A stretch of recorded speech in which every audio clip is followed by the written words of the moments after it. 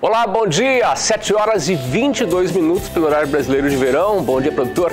Chegando na sua manhã de sexta-feira, dia 26 de janeiro de 2018. Para você, produtor rural, para você, pecuarista, para você que nos assiste pelo canal do Boi, um ótimo dia, ótima sexta-feira. Para você, bons negócios. Confira agora os destaques da edição de hoje. Carne bovina no atacado em São Paulo recua 12% em um ano. MAPA autoriza a redução da vacinação contra a febre aftosa. Também vamos falar aqui sobre carrapatos. Saiba como combater carrapatos em gado leiteiro na estação verão. E chuva intensa causa transtornos no interior do Rio Grande do Sul. Tudo isso e muito mais para você a partir de agora. Muita informação do agronegócio você tem agora no Bom Dia Produtor.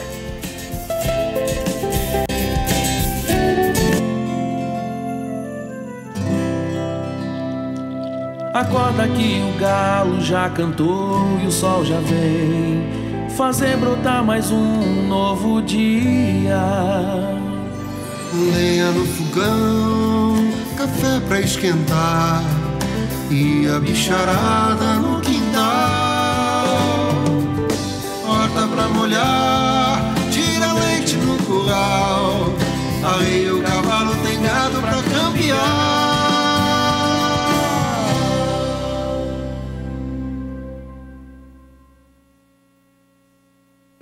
Bom dia, produtor. Na manhã desta sexta-feira, começa falando sobre o preço da carne bovina no atacado em São Paulo, que recuou só em janeiro 4%. E no acumulado do mês, aliás, no acumulado do ano de 2017 até janeiro de 2018, acumulou 12%. Isso através de um estudo feito pela agência Scott Consultoria, que apurou os preços de agora, de janeiro, e também de um ano atrás. E teve um recuo de 12% em valorização.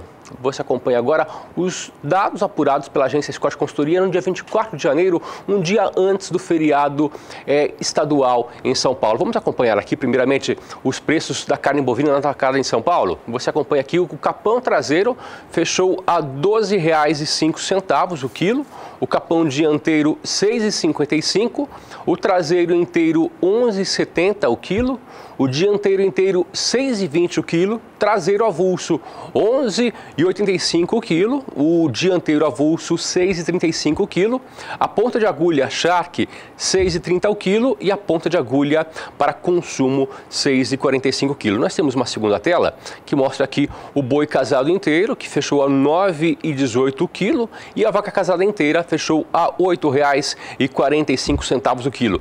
Eu quero lembrar que tivemos redução no valor na comparação com o mesmo período de 2017 para o capão dianteiro, para o traseiro inteiro, traseiro também avulso, dianteiro avulso, ponta de agulha e também ponta de agulha para consumo. Também é bom lembrar que esse estudo foi feito pela agência Scott Consultoria com base no dia 24 de janeiro e também na comparação com o mesmo dia do ano de 2017. Você acompanha agora as cotações pelo país.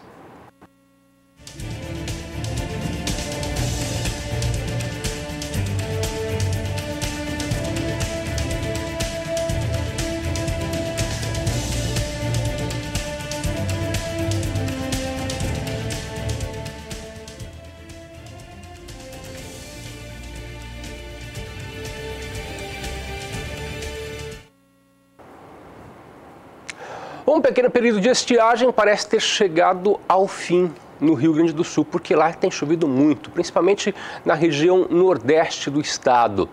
Aliás, muitas chuvas que estão assim causando transtornos no interior do Rio Grande do Sul. Você confere agora em uma reportagem com a Annelise Nicolodi. Veja.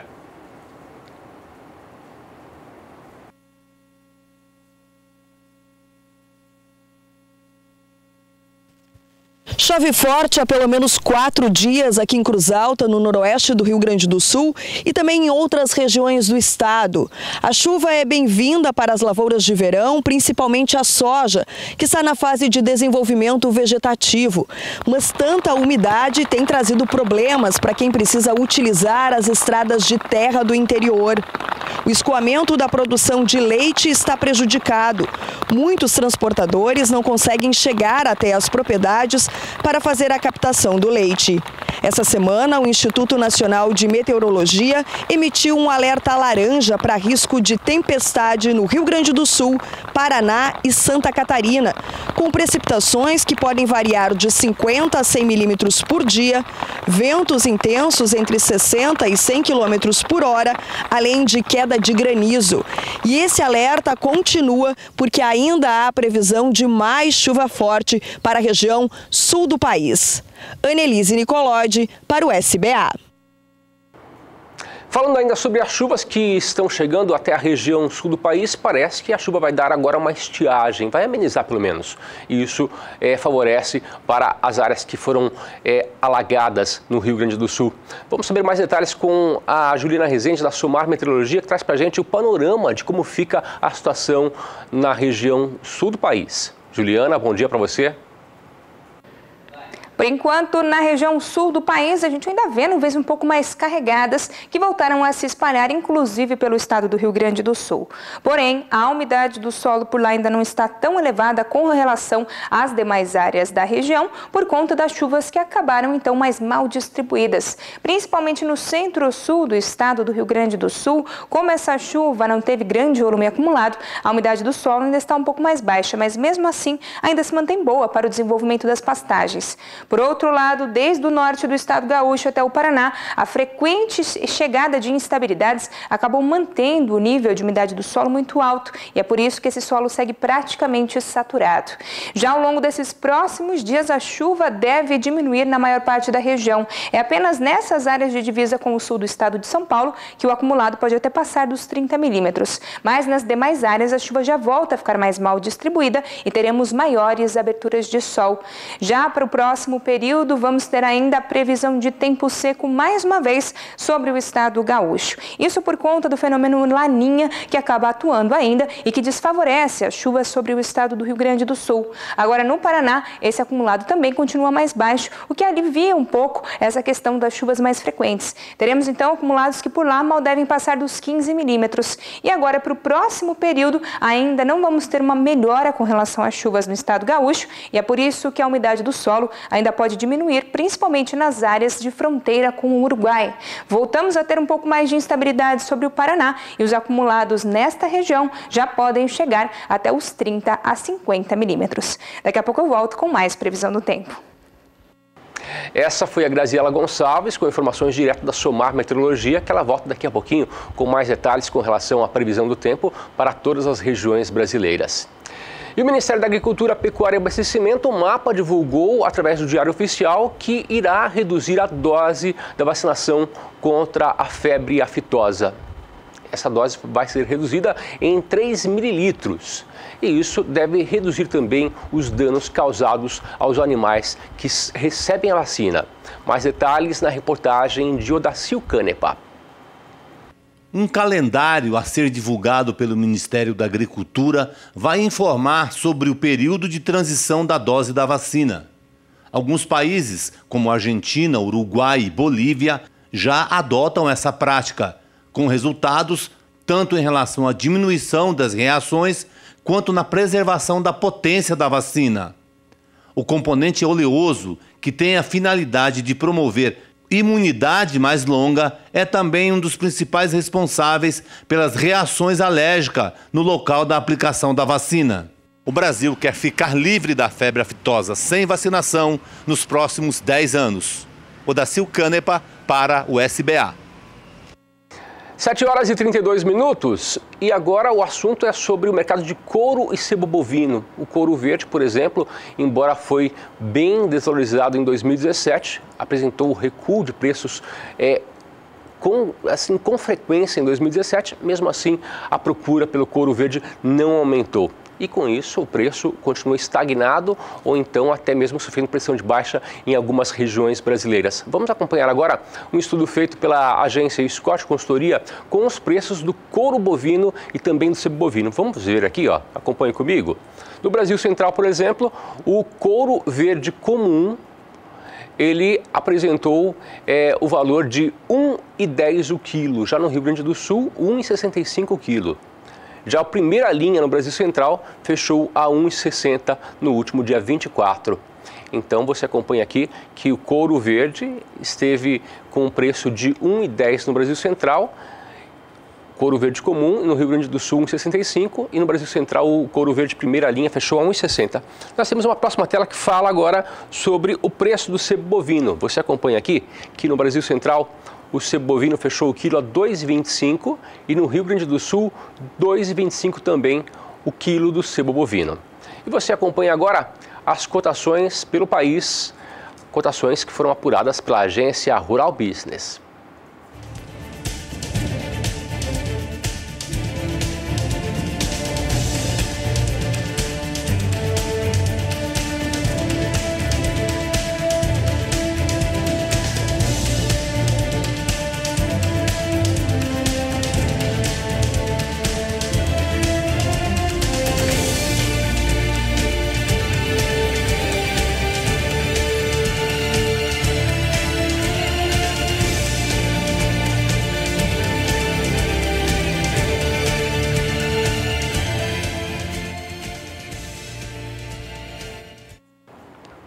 E acontece neste ano a Campo Grande Expo 2018.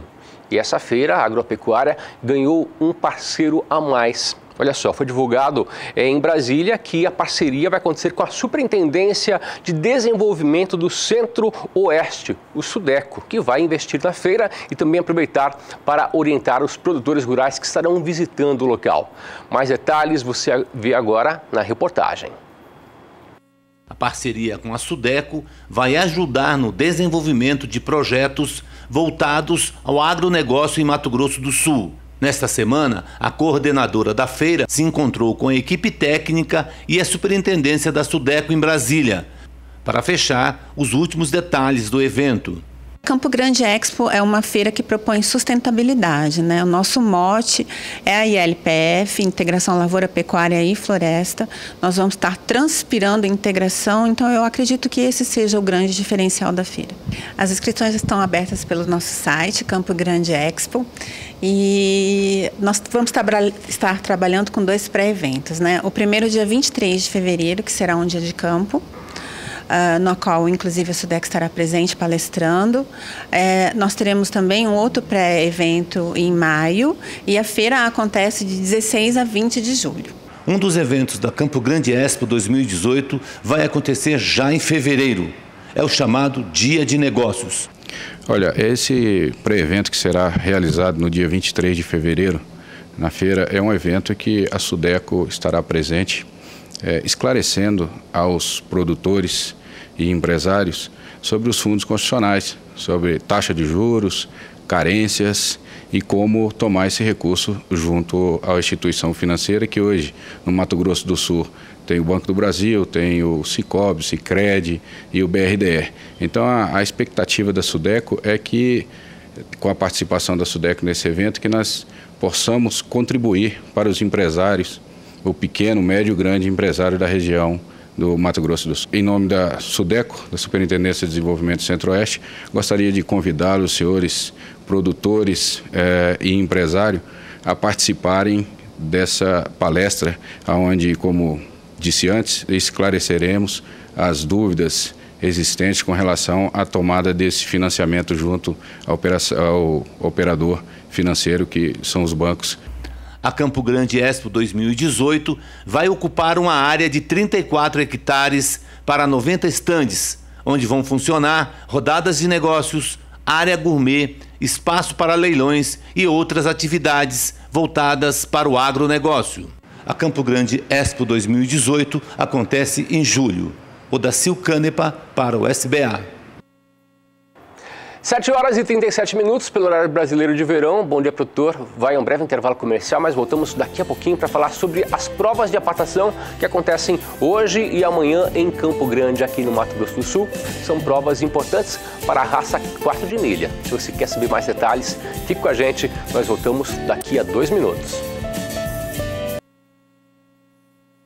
7h40 pelo horário brasileiro de verão. Bom dia, produtor, na sua manhã de sexta-feira.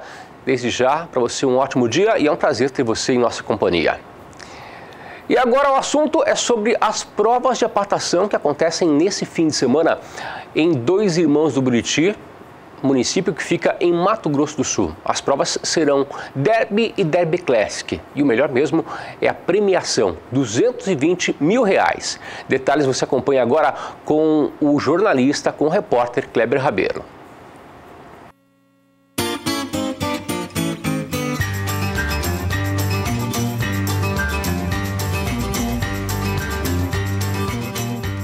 Para quem não conhece, esse esporte se chama apartação. Essa modalidade equestre foi inspirada no trabalho dos peões americanos. A agilidade com que os cavalos se moviam para separar o gado, junto à interação com o cavaleiro, era algo tão fascinante que o trabalho virou esporte.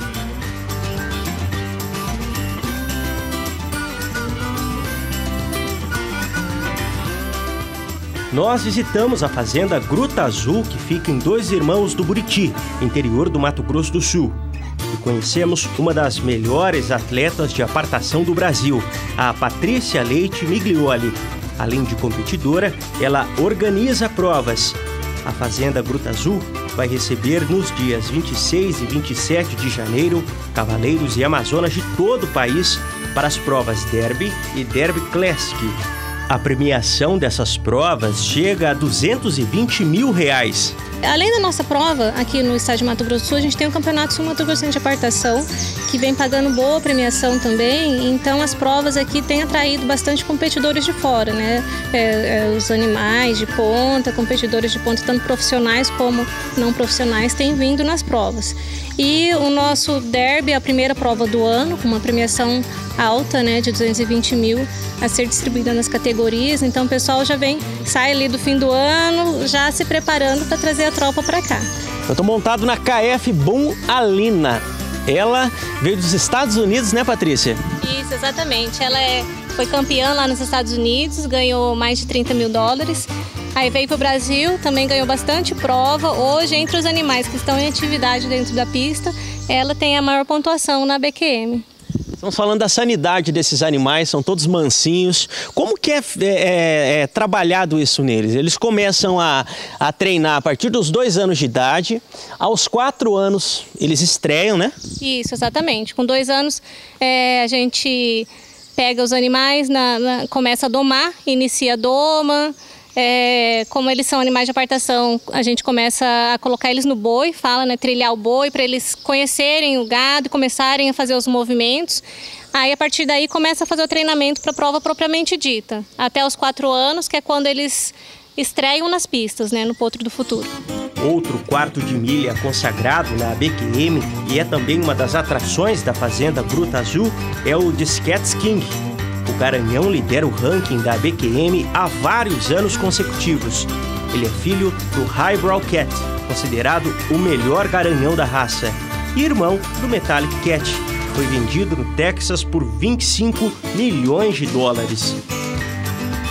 Disquets King, nosso garanhão-chefe, filho do Highbrow Cat, o maior reprodutor do quarto de milha no mundo. E o Disquets King ele vem se provando aqui no Brasil também, com 3 gerações em pista. Ele vai ganhar pela 2ª vez consecutiva o Awards da BQM como melhor reprodutor de apartação. Ganhou também o Anca Awards como melhor reprodutor de apartação. Então é isso aí, a genética comprovada, né? Os filhos dele são muito bons, padronizados, todos bons, vão bem na pista, não só na apartação como em outras modalidades também de trabalho. Então a gente acreditou nele quando trouxe ele para o Brasil, tinha certeza que ele seria um grande reprodutor, como foi um grande atleta, e ele hoje está mostrando para a gente que a gente estava certo. E o cuidado com esses animais começa desde o embrião. A veterinária da fazenda conta como é feito todo o trabalho para garantir que dessas fêmeas nasçam campeões. Está sendo feito todo um trabalho de calendário sanitário, com esses animais, a preparação, o trato, tudo que é necessário para ter uma boa estação de monta é feito aqui.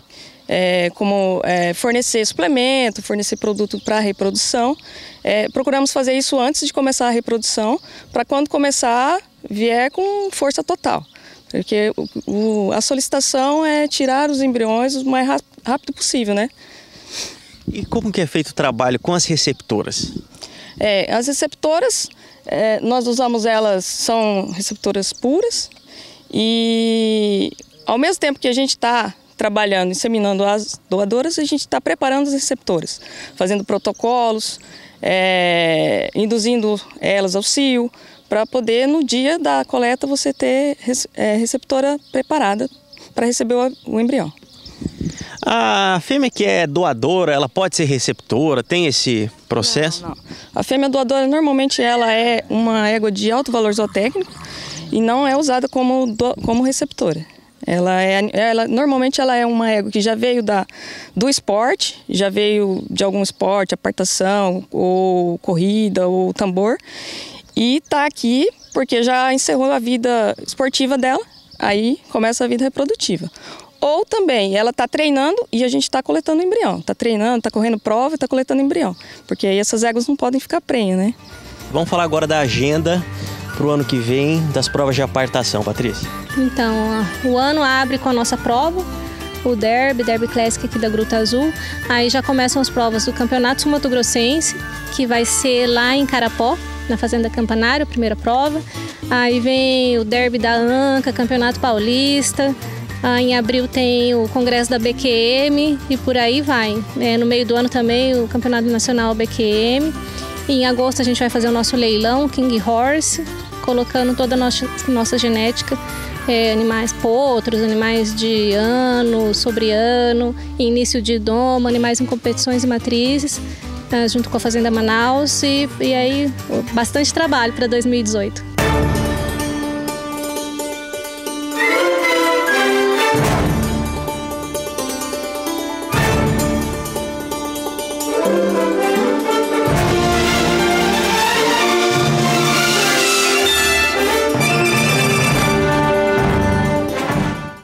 E hoje, sexta-feira, tem leilão com transmissão aqui pelo canal do Boi. Você confere agora detalhes desse importante evento com a Juliana Casanato na Agenda SBA.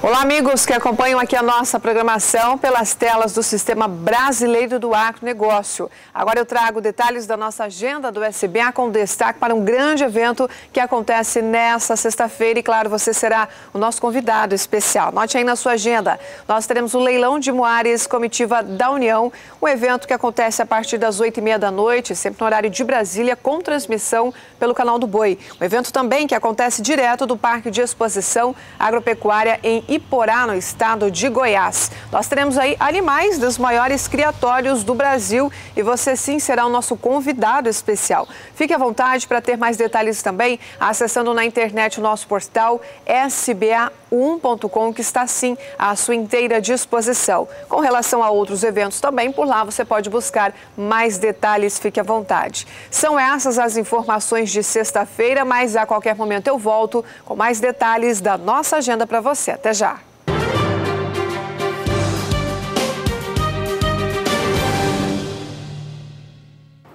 E agora o assunto é a previsão do tempo para a região sudeste do país. E a chuva volta a ganhar força entre a região norte de Minas Gerais e o Espírito Santo. Vamos saber mais detalhes com a Graziela Gonçalves, direto da Somar Meteorologia. Graziela, como fica a situação na região sudeste do país? Conta pra gente. A constante formação de canais de umidade em direção à região sudeste acabou favorecendo o estado de São Paulo, Triângulo Sul de Minas Gerais e também o sul do estado do Rio de Janeiro. Só que agora esses canais de umidade acabaram perdendo um pouco mais de força. E a gente vê aqui nas imagens de satélite que não tem grandes nuvens carregadas aí sobre a região. Mas mesmo assim a umidade do solo ainda segue mais elevada nestas áreas onde a chuva havia sido mais constante. Agora, infelizmente, o norte do estado de Minas e o Espírito Santo recebeu pouco volume de chuva e uma chuva muito mal distribuída, e é por isso que a umidade do solo por lá ainda segue um pouco mais baixa. Ao longo desses próximos dias, aos poucos a chuva vai retornando para o norte de Minas, mas ainda de maneira um pouco mais mal distribuída, e os maiores volumes acumulados ficam aqui nessas áreas mais a oeste. Para o estado do Espírito Santo, o acumulado mal deve passar dos 15 milímetros, e é só para a próxima semana que a situação já muda um pouco mais. A chuva segue mais frequente e bem volumosa, e é por isso que a umidade do solo nessas regiões já volta ao aumentar bastante. Agora, já para a última semana, ainda vamos ter previsão de chuva e ela volta a diminuir aqui sobre essa área, mas mesmo assim os acumulados ainda vão ficar em torno até dos 15 milímetros. A chuva mais intensa ainda deve se concentrar nas áreas a oeste, com acumulados que passam até dos 70 milímetros. Daqui a pouco eu volto com mais previsão do tempo. Obrigado, Garziela, pelas informações, pela participação. Daqui a pouco nós teremos mais previsão do tempo para as regiões sul e também norte e nordeste. E a empresa Cemex do Brasil levou um grupo de produtores para conhecer fazendas produtoras de leite no Canadá. Quem acompanhou de perto esse tour foi o jornalista Jorge Zaidan. Veja. Nós estamos na entrada principal de um grande centro de convenções e eventos em Toronto, no Canadá. É aqui dentro que está instalada a Royal Winter Fair. São 95 anos de tradição dessa feira realizada indoor. O destaque é a atividade primária. Aqui são pequenas associações de produtores do estado de Ontário e de estados vizinhos a essa província do Canadá que expõem seus produtos. O gado tem destaque especial nessa feira.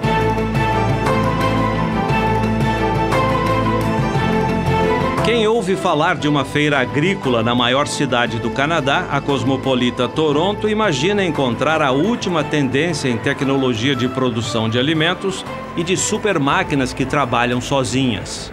A Royal Winter Fair bem que poderia ter os últimos lançamentos de tudo para o campo, mas não.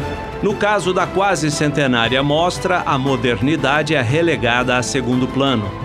Os canadenses se mantêm fiéis a uma tradição que começou nos anos 20 do século passado, quando havia um sonho de unir leste e oeste do segundo maior país do mundo em área territorial. A Royal é realizada na chegada do frio em novembro, quando são reverenciados os mais de 100 mil soldados mortos na Primeira Grande Guerra. O símbolo da lembrança é uma papoula, flor vermelha que fica estampada nas roupas do canadense. A feira valoriza e como o trabalho diário de agricultores e pecuaristas nas fazendas.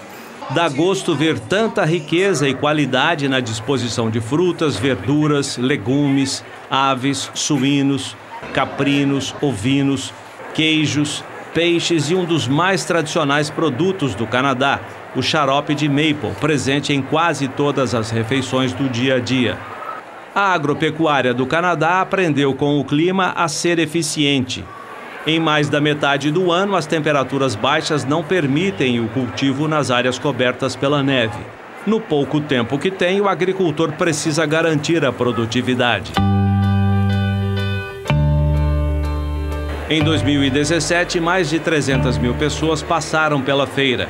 Orgulho da província de Ontário, que sabe reconhecer a importância do setor primário, imprescindível para alimentar e manter unidas as famílias do Canadá, tão habituadas e satisfeitas com os costumes simples dos antigos. As tradições estão presentes em brincadeiras levadas a sério e expostas nos diversos estandes do pavilhão de eventos, como nos concursos da abóbora mais pesada, que chega a registrar quase 1 tonelada na balança, a melhor lã tosquiada de carneiro e até nos campeonatos das melhores esculturas talhadas na manteiga de leite. O mundo dos cavalos movimenta muito dinheiro na Feira de Toronto.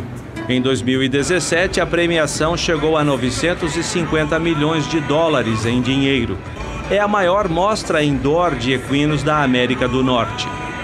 Jovens e adultos, alguns até com participação em Jogos Olímpicos, se revezam na pista adaptada para o hipismo, que recebe também senhoras empenhadas em mostrar elegância no melhor conjunto condutora cavalo-charrete.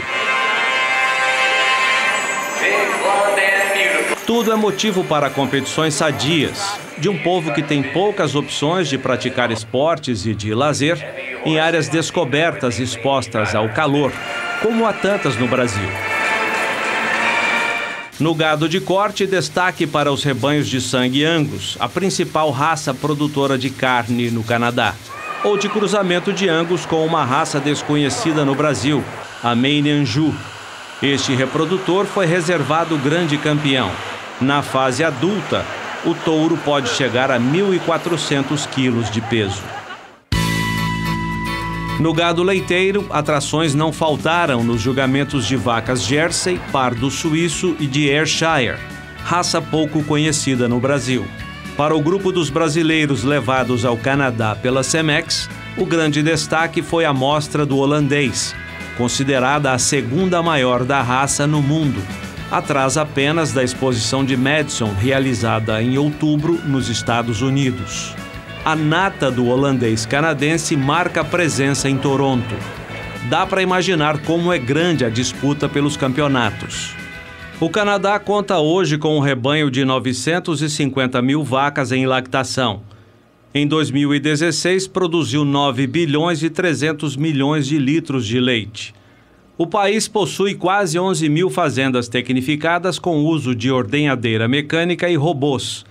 As grandes propriedades, tocadas por famílias com a ajuda de poucos funcionários, produzem em média 12 mil litros na lactação anual, ou cerca de 40 litros por vaca ao dia, segundo o Centro de Informação do Leite do Canadá. As vacas da feira de Toronto produzem mais que a média nacional. Nelson Ziusdorf, presidente do Grupo Cemex do Brasil, destaca a produção de vacas de primeira cria. Nesse display que a Cemex organizou, nós temos vacas de touros genômicos que estão no primeiro parto com 70 quilos de leite, 72 quilos de leite. Então é muito leite, aqui não se usa BST, então é proibido usar a parte de hormônio. E você vê a produtividade e a longevidade desses animais.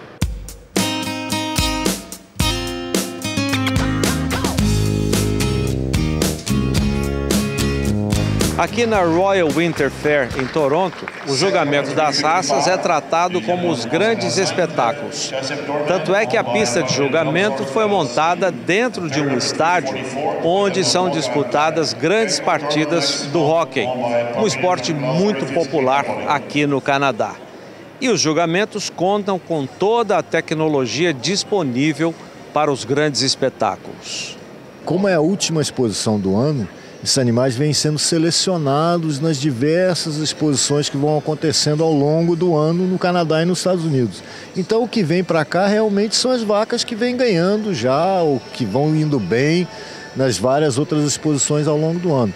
Então um título aqui realmente é além de ser um orgulho muito grande para o criador, valoriza muito não só o animal como o próprio criatório dele, né? Para a Cemex Alliance, criada por produtores de leite do Canadá, e para seu braço no Brasil, o Grupo Cemex, a Royal é um grande cartão de visitas.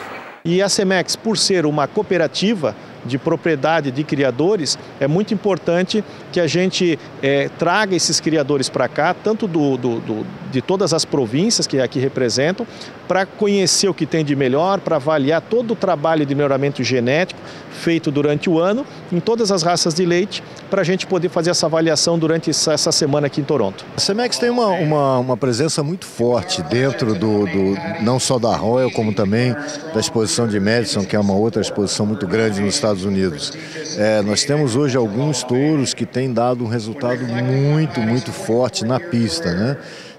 Nós tivemos agora, terminou a coisa de 1 hora, todo o campeonato de animais jovens da raça holandesa, e o touro que mais pontuou, ou seja, que teve mais filhas pontuadas, foi um touro chamado Dorman, Valbisson Dorman, que é um touro nosso que também tem feito muito sucesso no Brasil. E além dele, nós temos alguns outros touros que têm ido muito bem, como Solomon, que é um filho de Dorman. E esses animais que estão aqui na pista, quando a gente olha a produção desses animais, nós vemos uma produção muito significativa de leite, né? Então são vacas jovens que estão produzindo 45, 48, 50 litros de leite. Então não é só na pista, né? A gente tem essa participação forte na pista, mas também acompanhado aí de muita produtividade por parte desses animais, né? Para o presidente executivo da Cemex Alliance, a Royal é uma vitrine para a agricultura internacional. É também uma oportunidade para a Cemex mostrar a sua genética ao resto do mundo e anunciar aos visitantes como estamos caminhando. Nossa marca está presente em 110 países. Em 2017, tivemos recorde de crescimento com vendas de 13 milhões de doses de sêmen. No passado, nosso maior mercado era a Europa, mas agora diversificamos a atuação com expansão no Brasil, na Ásia e no Oriente Médio. O Brasil e a China são hoje os mercados que mais crescem. O Brasil é o segundo maior destino para nossos produtos.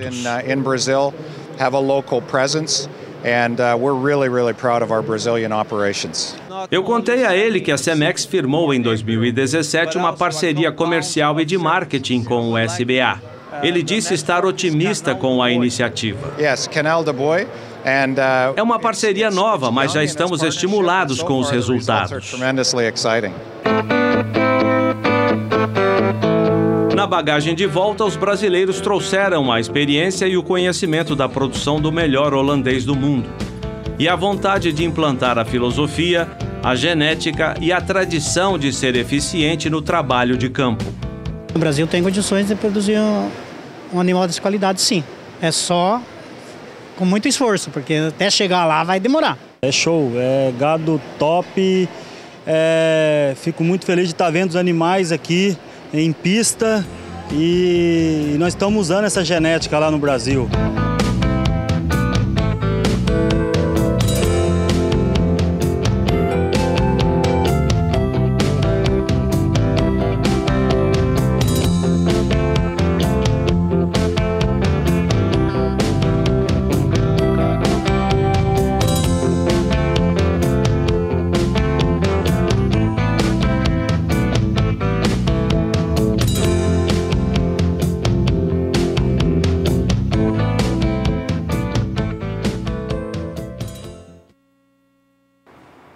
Bom dia, produtor. Vai um breve intervalo comercial, mas voltamos daqui a 2 minutos para falar para você sobre prevenção a carrapatos em gado leiteiro na estação verão. O assunto é muito importante, você não pode perder. Voltamos daqui a 2 minutos, são 8 horas e 2 minutos. Fique por aqui.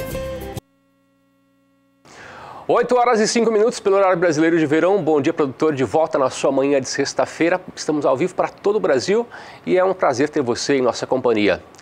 E agora vamos falar sobre um assunto que é muito importante para você pecuarista, é sobre carrapatos. Nos meses em que está em vigor o verão, vivemos os dias mais quentes do ano. E, em função disso, existe um aumento na incidência de um problema que a maioria dos pecuaristas já conhece, que é a proliferação de carrapatos. Esses parasitas causam transtornos enormes para a pecuária brasileira e no gado leiteiro, causam até a diminuição da produção de leite, sem contar a perda de peso e também desvalorização do couro do animal. Prevenção à infestação de carrapatos no gado leiteiro na estação verão é o assunto do Bom Dia Entrevista.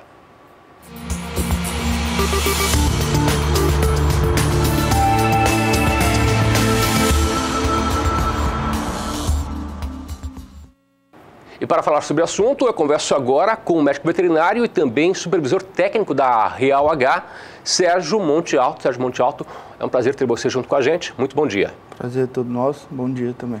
Ô Sérgio, vamos falar sobre a proliferação de carrapatos que aumenta no verão, pois nessa época o clima está mais quente, o tempo também fica mais úmido e existe a eclosão de vários carrapatos, de ovos, né, de carrapatos na espécie animal. Nas vacas leiteiras, os prejuízos podem ser enormes, né, e pode até prejudicar na produção do leite. Conta pra gente, no gado leiteiro é mais prejudicial do que no gado convencional? Então, a gente sabe, as pesquisas indicam que a gente encontra maior quantidade de carrapato nas raças mais europeias, raças de sangue holandês. Então, quanto mais que a gente direciona para um gado mais especializado, um gado holandês, vai ter mais suscetibilidade ao carrapato. Então, a gente vai ter maior contagem de teleógenos, maior número de carrapatos nesses animais. Quando a gente vai direcionando para os animais convencionais, menos especializados, a gente acaba tendo um menor número de carrapatos. E pelo fato do gado holandês produzir mais leite, acaba afetando mais ao gado leiteiro, seria isso? Acaba se afetando mais. O sangue do gado holandês, ele predispõe a maior quantidade de carrapatos. Já os zebuínos têm a menor quantidade de carrapatos. E também é sempre importante lembrar que o controle dos carrapatos não se deve fazer na estação verão, deve ser feito antes, através de um planejamento estratégico para que possa garantir no verão já tudo controlado, não é verdade? Perfeito. A gente sabe que a maior quantidade de incidência acontece no verão, porém recentemente a gente conduziu um experimento que correu de janeiro a julho, ou seja, pegou tanto o verão como o inverno, e os animais que não foram tratados com homeopatia tiveram 3 a 4 vezes maior quantidade de carrapato neles, mesmo na época do inverno. Então o controle deve ser. Para o pecuarista que já está vivendo o verão, ele deveria ter tratado o gado em que época do ano? Conta pra gente. Na verdade, a gente tem que fazer o controle estratégico durante todo o ano.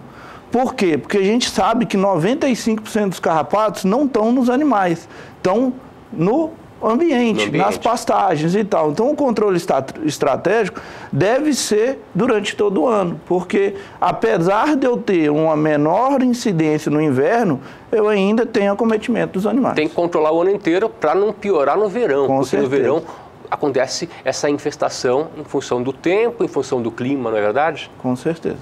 Vamos falar agora sobre o ciclo desse parasita, que demora 21 dias até o final dele. Cada fêmea, ela coloca, em média, nesses 21 dias, 3.000 ovos. Em que fase que é mais importante para estar tratando desse parasita? No início da infestação, desses 21 dias, no final? E também a homeopatia chega a resolver esse problema nesse ciclo de 21 dias? Então, o que acontece? A gente tem 21 dias do ciclo do carrapato, mas é muito dinâmico. À medida que a gente tem animal caindo, tem animal subindo, então a gente tem presença de carrapato no animal durante o tempo todo. E a homeopatia, ela não trata, ela não vai atuar no carrapato, ela vai atuar no organismo do animal. Então, independente do ciclo, seja quando o carrapato estiver pequeno, sempre quando ele estiver maior, eu vou dar uma maior resistência para esse animal, vou fazer com que esse carrapato não consiga atacar esse animal. Então, eu vou melhorar a resistência, melhorar a imunidade, tratando o organismo e não o carrapato. Ou seja, em qualquer ciclo do carrapato, eu vou estar atuando contra ele. E a homeopatia, existe também medicamentos da homeopatia para estar fazendo esse tratamento constantemente, é isso? Constantemente. A gente tem aí, na verdade, a gente faz uma ingestão diária no animal, a gente tem uma dosagem recomendada de acordo com a infestação. Então, você vai colocar ou no sal mineral ou na ração, de forma que todo dia ele vai ingerir aquela quantidade de homeopatia e ele vai estar sempre melhorando o organismo. Então a gente tem uma ingestão diária durante todo o tempo. Ou seja, nós fizemos aqui um cálculo para saber quanto que o gado leiteiro pode perder com a infestação de carrapatos. Vamos ter uma média de um gado que produz 90 litros e numa lactação de 300 dias. Se calcularmos esse prejuízo por 1,11, que é o preço do leite, agora em dezembro divulgado pelo CPEA, vai dar uma perda de R$ 99,00. Num rebanho de 100 vacas, a perda vai ser de R$ 9.900. Qual que é o custo para a prevenção para que o produtor não tenha esse prejuízo de R$ 9.900? Então, o que acontece? Como a ingestão é diária, eu vou colocar, pode variar, mas vou colocar assim um preço de 30 centavos por ingestão por dia. Esse preço de 30 centavos no ano, durante 365 dias, você vai ter um custo mais ou menos para tratar um animal por R$100. Então, se a gente falar aí de um prejuízo desse daí, R$100, a vantagem é muito grande. Você vai estar evitando esse prejuízo por um investimento, não é um gasto de R$100 no ano por animal. R$100 por ano por animal, para fazer um tratamento para ficar livre do carrapato. Verão e inverno. Perfeito. E agora me fala dos prejuízos se alguém não tratar do animal, além da perda de peso, que eu já falei, além da produção de leite, quais outros danos que podem trazer para o gado leiteiro? Então, a gente tem diversos danos em não tratar. A gente tem perda de produção, a gente tem espoliação sanguínea, ou seja, um carrapato pode sugar de meio até 2 ml por animal. Então você imagina um animal durante 21 dias, aí você imagina 500 carrapatos nesses animais, então agride o animal de uma forma muito grande. Sem falar os prejuízos, você vai estar deixando uma porta de entrada ali para vir outros problemas como papilomas, os problemas onde diminui a imunidade, que você vai estar agredindo muitos desses animais muito carrapateados vão ficar com a imunidade menor, sem falar o custo com outros tratamentos. Um dos fatores também para a infestação de carrapatos é a taxa de lotação, né? Muito se fala em taxa de lotação, também umidade e as raças dos animais. O que você pode falar para a gente sobre taxa de lotação para que o produtor faça um acompanhamento e tratamento para que não chegue a infestar o seu gado inteiro, o seu rebanho inteiro? Então, essa taxa de lotação, cada vez mais a gente está sendo necessário de cultivar em terras menores, ser mais eficiente. Então a gente está intensificando cada vez mais a nossa produção. Então a gente está cada vez com taxas de lotações maiores. Então a gente tem alternativas que a gente pode fazer junto com a homeopatia, que é uma rotação de pastagem, uma integração de lavoura pecuária, às vezes onde você plantou um milho, você coloca depois uma pastagem e aí depois coloca o milho onde era um pasto antigo. Tem algumas alternativas estratégicas que você também pode estar associando. Ô Sérgio, para a gente encerrar nossa conversa, nosso bate-papo aqui, quando se fala em tratar vacas em lactação, deve ter um cuidado redobrado. Isso porque tem que garantir a alimentação desse leite, tem que garantir a segurança alimentar desse leite que vai ser consumido. Agora me fala com relação aos tratamentos homeopáticos. Mesmo tratando a vaca em lactação com homeopatia, esse leite fica próprio para consumo ou chega a afetar a produção do leite, do queijo, dos derivados? Então, Antônio, a gente vai melhorar, porque esse tratamento com homeopatia não existe resíduo. Então, durante os 365 dias que a gente vai estar tratando esses animais, o leite está totalmente próprio para consumo, não tem nenhum resíduo nesse leite. Então, a segurança alimentar em você tratar com homeopatia é enorme, porque existem outros tratamentos que você tem que fazer um descarte de leite. Então, você tem que ter atenção sobre o período de descarte desse leite, que senão a gente vai causar um resíduo no leite e vai diminuir a segurança alimentar no consumidor final. Você pode dizer que o tratamento homeopático é melhor que o convencional em função disso, de não afetar a produção leiteira, de não afetar a produção também do queijo? Eu posso te assegurar que o tratamento homeopático você tem enormes vantagens em relação a tratamentos convencionais. Perfeito. Muito obrigado pela participação. Muito obrigado também. Foi um prazer ter você junto com a gente. Nós conversamos com o médico veterinário e também supervisor técnico da empresa Real H, Sérgio Matos, que esteve aqui junto com a gente no Bom Dia Produtor. Agora você acompanha as cotações do leite pelo país.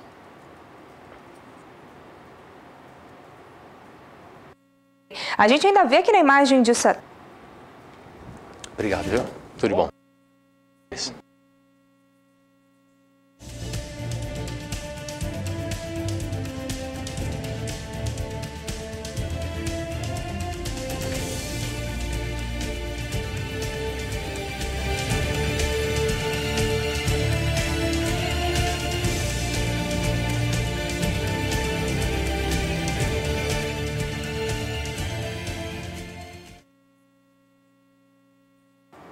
E agora o assunto é sobre previsão do tempo. As chuvas voltam a cair com força em Mato Grosso. Isso acaba até prejudicando um pouco o manejo dos animais. Mas vamos saber com a Juliana Rezende, ou melhor, com a Graziela Gonçalves, da Somar Meteorologia, qual que é a previsão para a região centro-oeste do país. Graziela, conta pra gente como fica a situação em Mato Grosso e também em toda a região. A gente ainda vê aqui na imagem de satélite instabilidades em direção a grande parte da região centro-oeste. E é por isso, então, que a umidade do solo ainda está mais elevada em grande parte dos 3 estados. Porém, como a chuva acabou sendo um pouco mais mal distribuída, algumas regiões tiveram, então, a sua umidade do solo um pouco mais diminuída. Mas, mesmo assim, ela ainda segue favorável para o desenvolvimento das pastagens. Agora, ao longo dos próximos dias, a expectativa é que essa chuva volte a ganhar intensidade, o que acaba, então, dificultando dificultando o pastoreio dos animais, mesmo porque os acumulados podem até passar dos 70 milímetros. Essa situação vai ficar um pouco mais agravante a partir, então, da próxima semana, quando ainda esse canal de umidade continua atuando, trazendo fortes instabilidades desde o estado do Mato Grosso até o estado de Goiás. Já no Mato Grosso do Sul, só chove forte mesmo, é nas áreas mais ao norte. Então, na próxima semana, a chuva ganha ainda mais força, o que ainda pode prejudicar os pastos, pois os acumulados devem passar até dos 130 milímetros entre o estado do Mato Grosso e também Goiás. Daqui a pouco eu volto com mais previsão do tempo. 8 horas e 18 minutos, hora de intervalo comercial, mas voltamos daqui a pouquinho para falar para você sobre soja, sobre milho, muitas informações na sua manhã de sexta-feira. Também teremos ainda hoje informações direto da B3 Brasil Bolsa Balcão, com como que estão os negócios por lá, sobre o mercado financeiro. Aliás, muita informação para você. Fique com a gente, nós voltamos em 2 minutos. 8 horas e 21 minutos pelo horário brasileiro de verão. Bom dia, produtora, na sua manhã de sexta-feira. Já chegou o fim de semana, mas nós temos muitos assuntos importantes para tratar com você ainda hoje no Bom Dia, Produtor. E um deles é sobre a importância da produção de palhada no plantio direto. E quem fala sobre o assunto para você agora é o engenheiro agrônomo Guilherme Beretta, da Germipasto, que já está por aqui e vai contar para a gente sobre os benefícios dessa técnica. Guilherme, bom dia para você. Bom dia, Antônio. Bom dia a você que nos assiste. Olha, Antônio, se aproxima o período de colheita da soja definitivamente, pelo menos aqui no centro-sul do país, e aí é hora de você pensar em cobertura para o seu solo. Eu estou dizendo sobre o plantio direto, a cobertura com palha, que traz inúmeros benefícios para você, produtor rural. Principalmente garantia de produtividade. Quem não quer ter garantia de produtividade? Uma das características do plantio direto é justamente essa, viu, Antônio? Manter a umidade no solo, fazendo com que você tenha aí, mesmo em épocas de veranicos intensos aqui no centro-sul do país, épocas onde era para estar chovendo, mas nós temos assistido a um cenário onde fica aí 15, 20, até 30 dias de seca, e essa palha tem essa função de garantir a sua produtividade.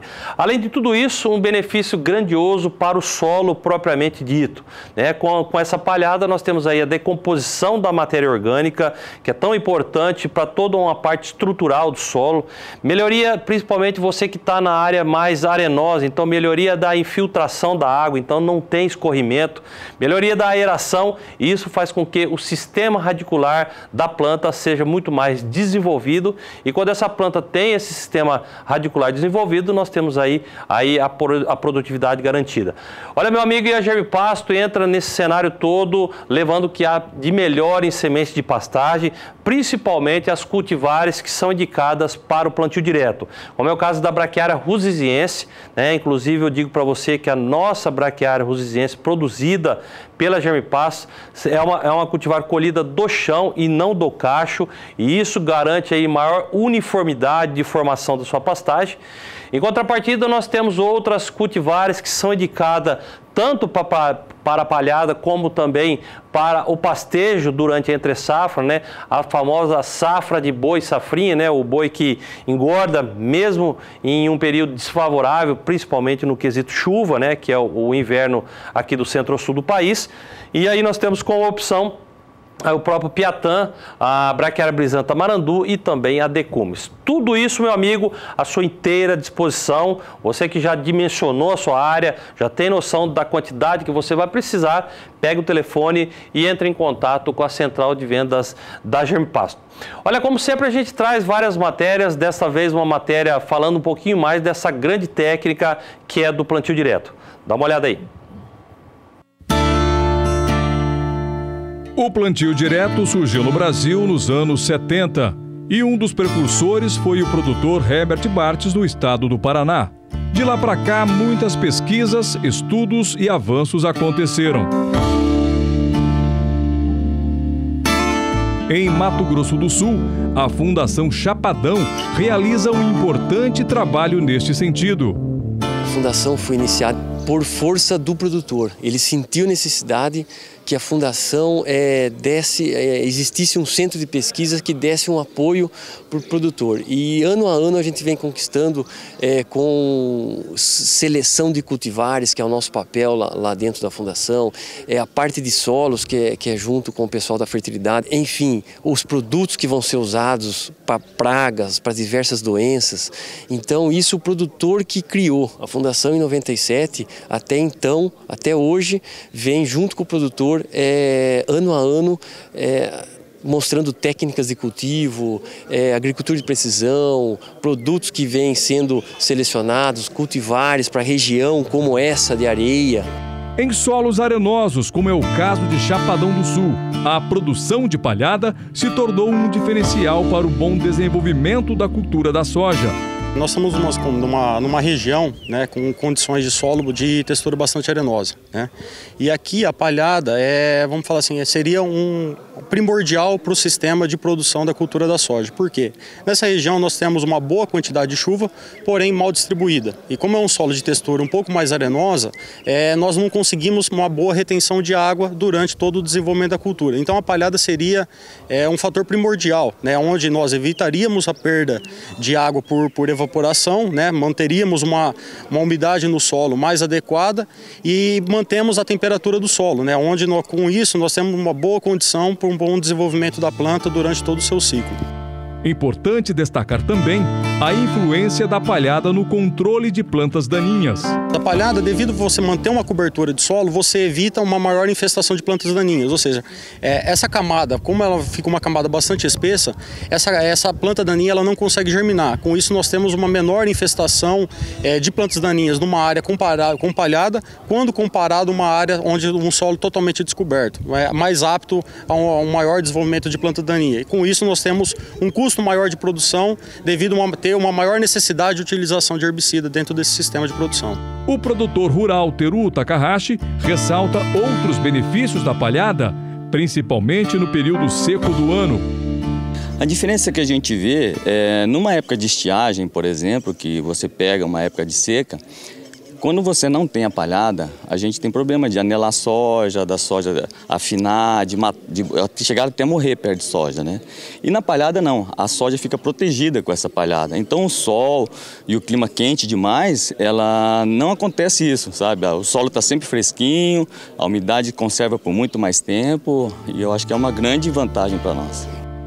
Faça a escolha certa para a realização do plantio direto na sua propriedade. Escolha as sementes da Germipasto. Germipasto, sempre ao lado do homem do campo.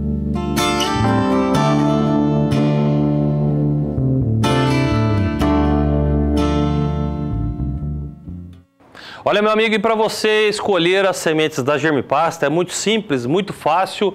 Basta você pegar o telefone que está aí na sua tela e entrar em contato com a central de vendas da Germipasto. Você vai ser atendido pela Raquel, pelo Vanilson, pelo Joicemar, né, por toda uma equipe técnica comercial que vai fazer o prestamento de serviço gratuito para você. Operadora 67 3389 6700 e também 0800 647-0050. Se você preferir mais informações das cultivares produzidas e comercializadas pela Germipasto, você consegue aí no nosso endereço na rede mundial de computadores, né, o www.germipasto.com.br. Nas mídias sociais, a Germipasto participa dos principais eventos do Brasil, né? Aí você vai visualizar fotos e vídeos que a empresa coloca nas mídias sociais. E lá no YouTube, né, o canal de vídeos da internet, você encontra um material bastante intenso, onde você pode ter a grande oportunidade de assistir vários produtores rurais falando um pouquinho mais dessa grande técnica que chama-se produção de palha no Cerrado brasileiro. Bom, meus amigos, amanhã é sábado, amanhã é dia de Conexão Rural Germipasto e a partir de agora você confere as vantagens de você assistir o programa. Dá uma olhada aí. Amigo produtor, você procura uma informação precisa? Quer aumentar a produtividade do seu negócio? Busca sementes de pastagens de qualidade para sua fazenda? Tem dúvidas com relação à integração lavoura-pecuária? Então não perca! Todos os sábados, de 7h30 às 8h30 da manhã, horário de Brasília, Conexão Rural Germipasto, com transmissão do Canal do Boi. Você é o nosso convidado especial. Guilherme Beretta volta na segunda-feira aqui no Bom Dia Produtor, sempre com informações sobre os produtos que são comercializados pela empresa Germipasto. E agora o assunto é sobre as projeções de milho, através de um estudo feito chamado Outlook 2017-2027. Essas projeções mostram como será a produção de milho brasileira. Quem falou desse estudo foi João Pedro Cutidias em uma entrevista que ele concedeu a Helene Valdez. Veja. E o assunto é milho. Você tem acompanhado os dados divulgados no final do ano passado pela Fiesp, relatório Outlook 2027 das principais commodities brasileiras. Já falamos de vários assuntos, já enfatizamos pecuária de corte, avicultura e hoje o assunto vai ser o milho. Como será desenhado este cenário para o milho aqui no Brasil até 2027? É o que você vai descobrir agora no Bom Dia Entrevista.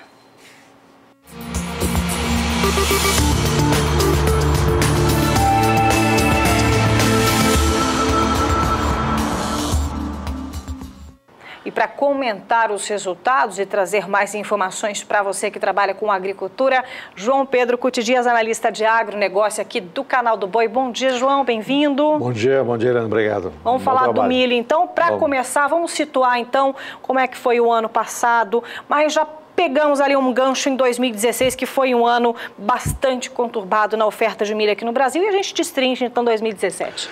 2016 houve uma exportação muito grande no primeiro trimestre, você teve uma quebra na safra na primeira safra.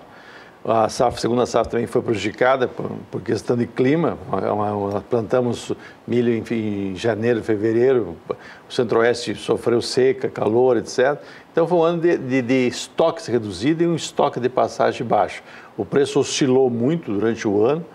Você teve momentos que o milho chegou a valer R$ 55, R$ 58 reais a saca. E como o milho é importante na produção de carnes brancas, frango, suíno, peixe, etc., você teve um impacto grande nesses setores. Você teve prejuízo na criação de suíno, teve prejuízo na criação de frangos. Confinamento diminuiu em função dos custos do milho. O milho é um fator importante, a principal fonte de energia nas rações é o milho. Já em 2017, a primeira safra cheia, mais de 30 milhões de toneladas, o clima correu bem, o produtor estava estimulado por preços altos do milho na safra de 2016, usou tecnologia. A segunda safra foi excepcional, nós falamos em 67 milhões de toneladas, 2 vezes a primeira safra, uma oferta abundante de milho.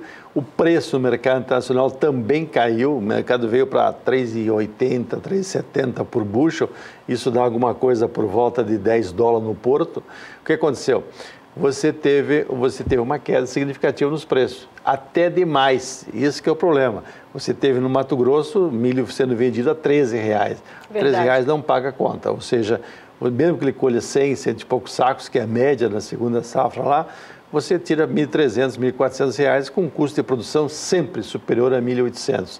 Hoje a semente de milho é um fator que pesa e pesa muito. Você paga por um saquinho de 20 quilos para plantar 1 hectare, você paga 300, 450, 500, 600 reais por um saco. Então, quando o preço do milho caiu muito, você teve uma oferta. E 2017 fechou, ontem foram publicados os dados oficiais, nós estamos fechando com uma exportação próxima a 29 milhões e meio de toneladas. Mais o consumo nosso, 58 milhões, o estoque de passagem vai ser um estoque na faixa de 16 milhões de toneladas. Como o senhor avalia esse resultado divulgado agora? Você tem uma certa preocupação com a primeira safra, você houve uma diminuição da área plantada, especialmente nos estados do sul, trocaram por soja. Por soja. Por causa do preço. Exato. Você teve um clima um pouquinho meio complicado, especialmente no Rio Grande do Sul. Nos últimos dias, nas últimas semanas de dezembro, calor e pouca chuva, isso pode ter impactado. Os números que a Conab fala, de uma produção de 30 milhões em 2017, viria uma produção na primeira safra para 25 milhões de toneladas, ou seja, uma redução de 5 milhões de toneladas na primeira safra. A segunda safra começou um pouquinho mais, o plantio da soja atrasou, Mato Grosso atrasou, a soja está correndo muito bem, obrigado, você tem uma expectativa muito boa de colheita, porém, vai atrasar um pouquinho o plantio do milho segunda safra, apesar de que a grande maioria ainda será plantada durante o mês de fevereiro. Vamos ver como é que se comporta o clima, se essa La Niña se confirma, como é que fica uma chuva no centro-oeste, especialmente do Paraná para cima, e se não há nenhum risco de geada precoce no Paraná, já que é um estado que, junto com o Mato Grosso, são os maiores produtores de milho segunda safra. Agora sim, preparado para observar como deve ser o cenário para os próximos 10 anos? Vamos dar uma olhadinha na tela, primeira tela na tela do seu televisor, para que a gente possa já comentar esse resultado. O que o senhor pode salientar daí? O Brasil precisa aumentar a produtividade do milho. Nós estamos com 5.600 quilos por hectare, é muito baixa, a produtividade é menos de 90 sacas praticamente, 94 sacas por hectare. A previsão é que vai para 6,1. Nós temos material genético para produzir 300 sacas com irrigação. Você tem o que acontece? A área plantada vai se concentrar na segunda safra, a área plantada na primeira safra tende a diminuir. Você tem um potencial projetando-se isso aí, você tem o consumo do Brasil aumentando e as exportações aumentando, você tem condições de chegar a 117, 118 milhões de toneladas. É um volume expressivo. Lembrando que, há 20 anos atrás, o Brasil era importador de milho, né? Olha, o Brasil importava milho, importação líquida de milho. O Brasil vinha muito milho do Paraguai, da Argentina, para complementar o consumo brasileiro. Depois da virada cambial de 99, o Brasil começou a ampliar a produção de milho. E nos últimos 10 anos, com a revolução que deu do plantio direto, com materiais de soja mais precoce, com o colheita de soja e simultaneamente plantando seu milho e nas áreas de que eram reserva de soja, hoje o Brasil está falando em 100 milhões, próximo a 100 milhões de toneladas. A passada foi 97. E isso mostra o produtor. A hora que ele tem respaldo, que tem rentabilidade, ele investe e consegue. Você hoje, o nosso milho segunda safra é um milho de qualidade excepcional, ou seja, você colhe ele normalmente com umidade de 14%, 15%. O que falta para o milho é armazém. Você tem uma dificuldade muito grande, você comentava há poucos minutos atrás, antes da entrevista, Mato Grosso você sempre tem armazenagem de milho a céu aberto. Esse ano você teve muito milho em silo bag. Você viu salchichões brancos aí esparramados pelo Brasil inteiro por falta de armazém.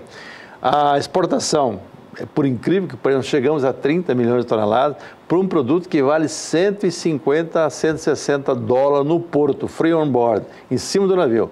O que acontece? Você tem um frete caro, porque nós dependemos de caminhão. Esse frete logística brasileira terrível.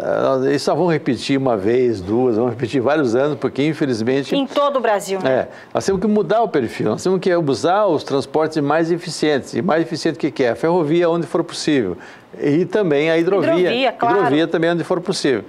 E complementar com o caminhão, lógico. Se o trecho curto, o caminhão é imbatível e precisa dele. Agora, não podemos produzir milho lá em Sorriso, fazer 2.200 quilômetros e levar até Santos. Aí custa R$320 por tonelada. Isso representa R$20 por saca. Um produto que vale 32 no porto, se pagar 18, R$20 de frete, não sobra nada para ninguém. Exato. Só para complementar, vamos dar uma olhadinha na tela Milho 1, que também complementa as informações referentes à produção, área e também em relação ao cultivo. Se tiver no jeito, já pode colocar, meu diretor, para que a gente só possa complementar essa primeira tela. Não é essa, é uma outra que aparece também mais números, é a tela Milho 1. Se você tiver no jeito, a gente já coloca, senão a gente parte para o próximo, que a gente vai ver também o cenário agora em relação à perspectiva área plantada de produção e produtividade. Exatamente essa aí. Vamos comentar? Vamos lá. A produção, você trabalha sempre com um aumento de área plantada. A área plantada, nós teríamos que ter no Brasil uma reserva... Mas 10%, 20% da produção, área plantada 10% e produtividade 10%. Porque você vai dobrar, tá ok, você vai aumentar menos, 10%, vai aumentar muito a produção em cima de produtividade. Certo. O que precisaria ser feito no Brasil é um estímulo ao uso da irrigação no milho. Se você usar a irrigação no Centro-Oeste, na época de seca, com essa insolação que nós temos, com essa alternância de temperatura noturna e diurna, e você tem que potenciar, e com materiais genéticos que nós temos, e com a correção de solo que foi feita para a soja, você tem condição de trabalhar com 300 sacas por hectare, não 100 sacas, 3 vezes mais. Não 6 mil quilos, 18 mil quilos. Era importante que o Brasil tivesse um plantio, pelo menos 1 milhão de hectares irrigado. Para quê? Para você ter uma garantia, de uma segurança de ter oferta de milho num ano em que houvesse algum problema mais sério de clima. Isso, infelizmente, é um risco que nós vamos ter correndo. Tem laninha, Não, né? E você tem mudança climática. Você tem, hoje, os fenômenos climáticos estão amplificados. Você tem secas mais intensas e chuvas mais intensas. Calor mais... Ontem, nos Estados Unidos, falava assim, menos 35 graus. Menos... 100 anos não tinha um tempo assim. E também, no Brasil, você teve um ano, 2017, um ano mais quente que tive na história brasileira. Então, essa mudança climática depende, a irrigação seria uma maneira de você ter uma garantia de ter produto para atender o mercado. Isso mesmo. Vamos dar uma observada também agora em relação à participação por regiões, que também estão elencadas nesse relatório Outlook 2027. Vamos colocar, diretor, para que a gente possa observar e tirar, então, mais informações para que todos os produtores dessas regiões, eles possam observar. É um que tem um mapa brasileiro, mas aí, esse é o último. É um que fala da participação por regiões, tem um mapa desenhado para que a gente possa mostrar agora sim. Vamos lá. Você tem o sul do Brasil, uma participação de 24%. Você tem o Sudeste, 12%. O Nordeste, infelizmente, o clima está sendo uma madrasta para eles. E você vê o Centro-Oeste com mais da metade da produção brasileira de milho. O que isso vai fazer? Isso você tem que hoje melhorar a logística para levar esse milho para atender o consumo que tem nos 3 estados do Sul, Paraná, Santa Catarina e Rio Grande do Sul, especialmente Santa Catarina e Rio Grande do Sul, para poder manter a avicultura e a suinocultura. E você vê o Centro-Oeste também vai migrar parte da produção de frangos, parte da produção de suíno para o Centro-Oeste em função da abundância e do custo do milho. No Mato Grosso, você tem uma variável nova, é o começo do uso do milho para a produção de etanol. Com isso, você produz o etanol e você produz o DDG, Distilled Dried Grain, que é um farelo do milho, que é um produto excepcional para bovinos. Em Mato Grosso é o maior produtor de gado do Brasil. Então, você vai ter hoje o milho usando com essas características. O Centro-Oeste tende a crescer o consumo em função disso aí. O ser humano brasileiro não come milho, ele bebe milho. A cerveja nossa é tudo feito com milho, tudo praticamente. De milho. 5 milhões de toneladas de milho que nós consumimos para o uso humano, grande parte é para cerveja. E agora as cervejas artesanais super na moda também. Está na moda também. Então, o que acontece? Você tem o milho hoje, então, as exportações, fala-se em 75%. Por que isso? Porque você tem uma China que está com a área ocupada, a China é o segundo maior produtor de milho, só abaixo dos Estados Unidos. Eles não têm como expandir muito a área deles lá em função da questão de disputa por terra e por água. Então, o Brasil, a hora que a China entrar comprando no mercado, ela vai ser um grande player, vai um bocado de soja, ela compra 75% da soja brasileira.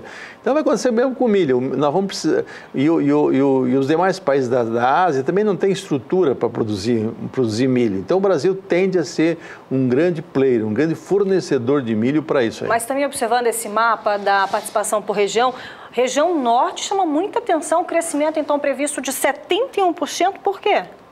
Por causa do Pará, né? O Pará e Rondônia são dois estados. O Pará tem um estado Roraima potencial. Também? Muito pouco, lá em cima muito pouco, lá você tem problema. A região norte, a grande questão é a ocupação do solo. Você pega o Pará, tem áreas excepcionais, especialmente no sul do Pará, na região de Conceição do Araguaia, Santana do Araguaia, aquela região ali para baixo. Mas, porém, você tem uma questão do uso da terra complicadíssima. Você tem quilombola, assentamento, parques naturais, etc. E você a infraestrutura é ruim, tem que desviar dos parques, é complicado, uma pena. O Pará teria um potencial fantástico para produzir, não só para atender o consumo do Pará, como também para exportação e principalmente atender o Nordeste, que infelizmente pelas questões de clima, água, ele depende de trazer milho de fora e chega a um preço muito caro. Muitas vezes no Nordeste é mais barato eles pegar milho dos Estados Unidos ou da Argentina, do Mercosul, sem tributação, do que comprar milho do Mato Grosso, já que o custo do frete torna-se proibitivo. Só para a gente poder encerrar, que o nosso tempo já acabou, a gente vai estourar. Você falou sobre consumo, sobre exportação. Vamos dar uma olhadinha só em uma tela de exportação, consumo e exportação, para que a gente possa também só visualizar o que o mercado... 30 milhões nós passaríamos a exportar alguma coisa por volta de 55, 60, 55 milhões de toneladas. Possível, o brasileiro é importador de milho, se você voltar de 15 anos atrás. Para os próximos 10 anos, você tem condições, você incorpora 2, 3% a mais da área de soja do Brasil, 35 milhões de hectares de soja. Grande parte disso vai virar a segunda safra de milho. E se você botar irrigação, aí você tem um aumento fantástico na produtividade. Tá certo. E exportação líquida, só para a gente arrematar? Hoje nós estamos falando em 30 milhões, aumentar 75%, você teria um aumento de 2/3 a mais, alguma coisa por volta de 55 milhões de toneladas. Nós ficaríamos hoje no mesmo patamar que o que exporta atualmente os Estados Unidos, que exporta nessa faixa aí. Qual a condição importante? O Brasil tem um milho de melhor qualidade. Quando você vê o maior importador de milho do Brasil é o Japão. O Japão é um país que prima pela qualidade. Eles importavam 100% dos Estados Unidos. Hoje eles estão comprando quase a metade do Brasil. Por quê? Porque o milho é qualidade excepcional. A excelência do produtor brasileiro é inigualável. Parabéns. Tem que compensar a incompetência do governo. Exatamente. Incompetência do governo e incompetência do produtor. É isso, exatamente. Olha, informações importantes aí para o seu planejamento estratégico a longo prazo, relatório Outlook 2027 para o cenário do milho. Muito obrigado, João Pedro Cuti Dias, analista de agronegócio aqui do Canal do Boi. Bom trabalho para todos vocês.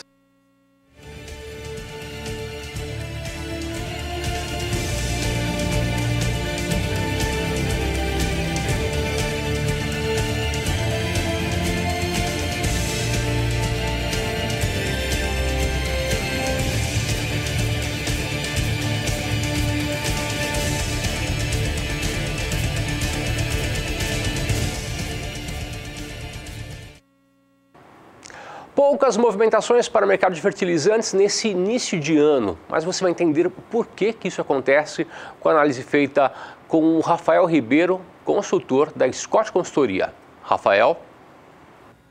Olá pessoal, eu sou o Rafael Ribeiro, sou zootecnista e consultor de mercado da Scott Consultoria. Vou falar um pouquinho sobre os preços dos fertilizantes agora nesse início de 2018. Bom, a menor demanda nesse período, a queda do dólar em relação ao real e também os estoques de passagem maiores pressionaram as cotações dos fertilizantes no mercado interno nas primeiras semanas de janeiro de 2018. No caso dos estoques, segundo os números da Associação Nacional para a Difusão de Adubos, o país virou aí o ano 2017 para 2018 com 5,53 milhões de toneladas de adubos em estoque, um volume aí 9,1% maior na comparação com o estoque de passagem de 2016 para 2017, Então isso ajudou inclusive nessa pressão de baixa, Segundo o levantamento da Scott Consultoria, no caso dos adubos nitrogenados, o recuo foi de 0,5% em janeiro de 2018 em relação a dezembro de 2017. No caso dos fosfatados, a queda foi de 0,3% no mesmo período e no caso aí o cloreto de potássio, os potássicos de maneira geral, ficaram aí praticamente estáveis em janeiro na comparação mensal. Em curto prazo, espera-se uma menor demanda e dependendo também do dólar, a expectativa é de recuos nos preços dos adubos. Então se a gente pegar aí no curto e médio prazo, nos próximos 2, 3 meses, a expectativa ainda é de uma movimentação interna menor. E para o pecuarista, podem aparecer oportunidades para a compra do adubo. Por hoje é isso aí, eu sou o Rafael Ribeiro, sou zootecnista e consultor de mercado da Scott Consultoria. Um abraço e até a próxima.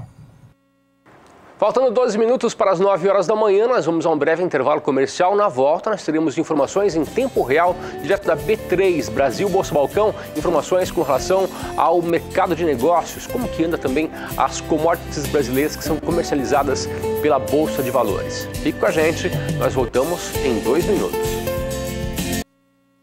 8 horas e 51 minutos, bom dia produtor, na sua manhã de sexta-feira. E agora é hora de falarmos com São Paulo. Vamos até a B3 Brasil Bolsa Balcão, sabermos as informações com relação ao mercado financeiro, também as informações nacionais e internacionais. Quem nos atualiza com relação às informações é Sara Kirchhoff, que está por aqui junto com a gente. Oi, Sara, para você, ótima sexta-feira. Quais são os destaques nesta manhã?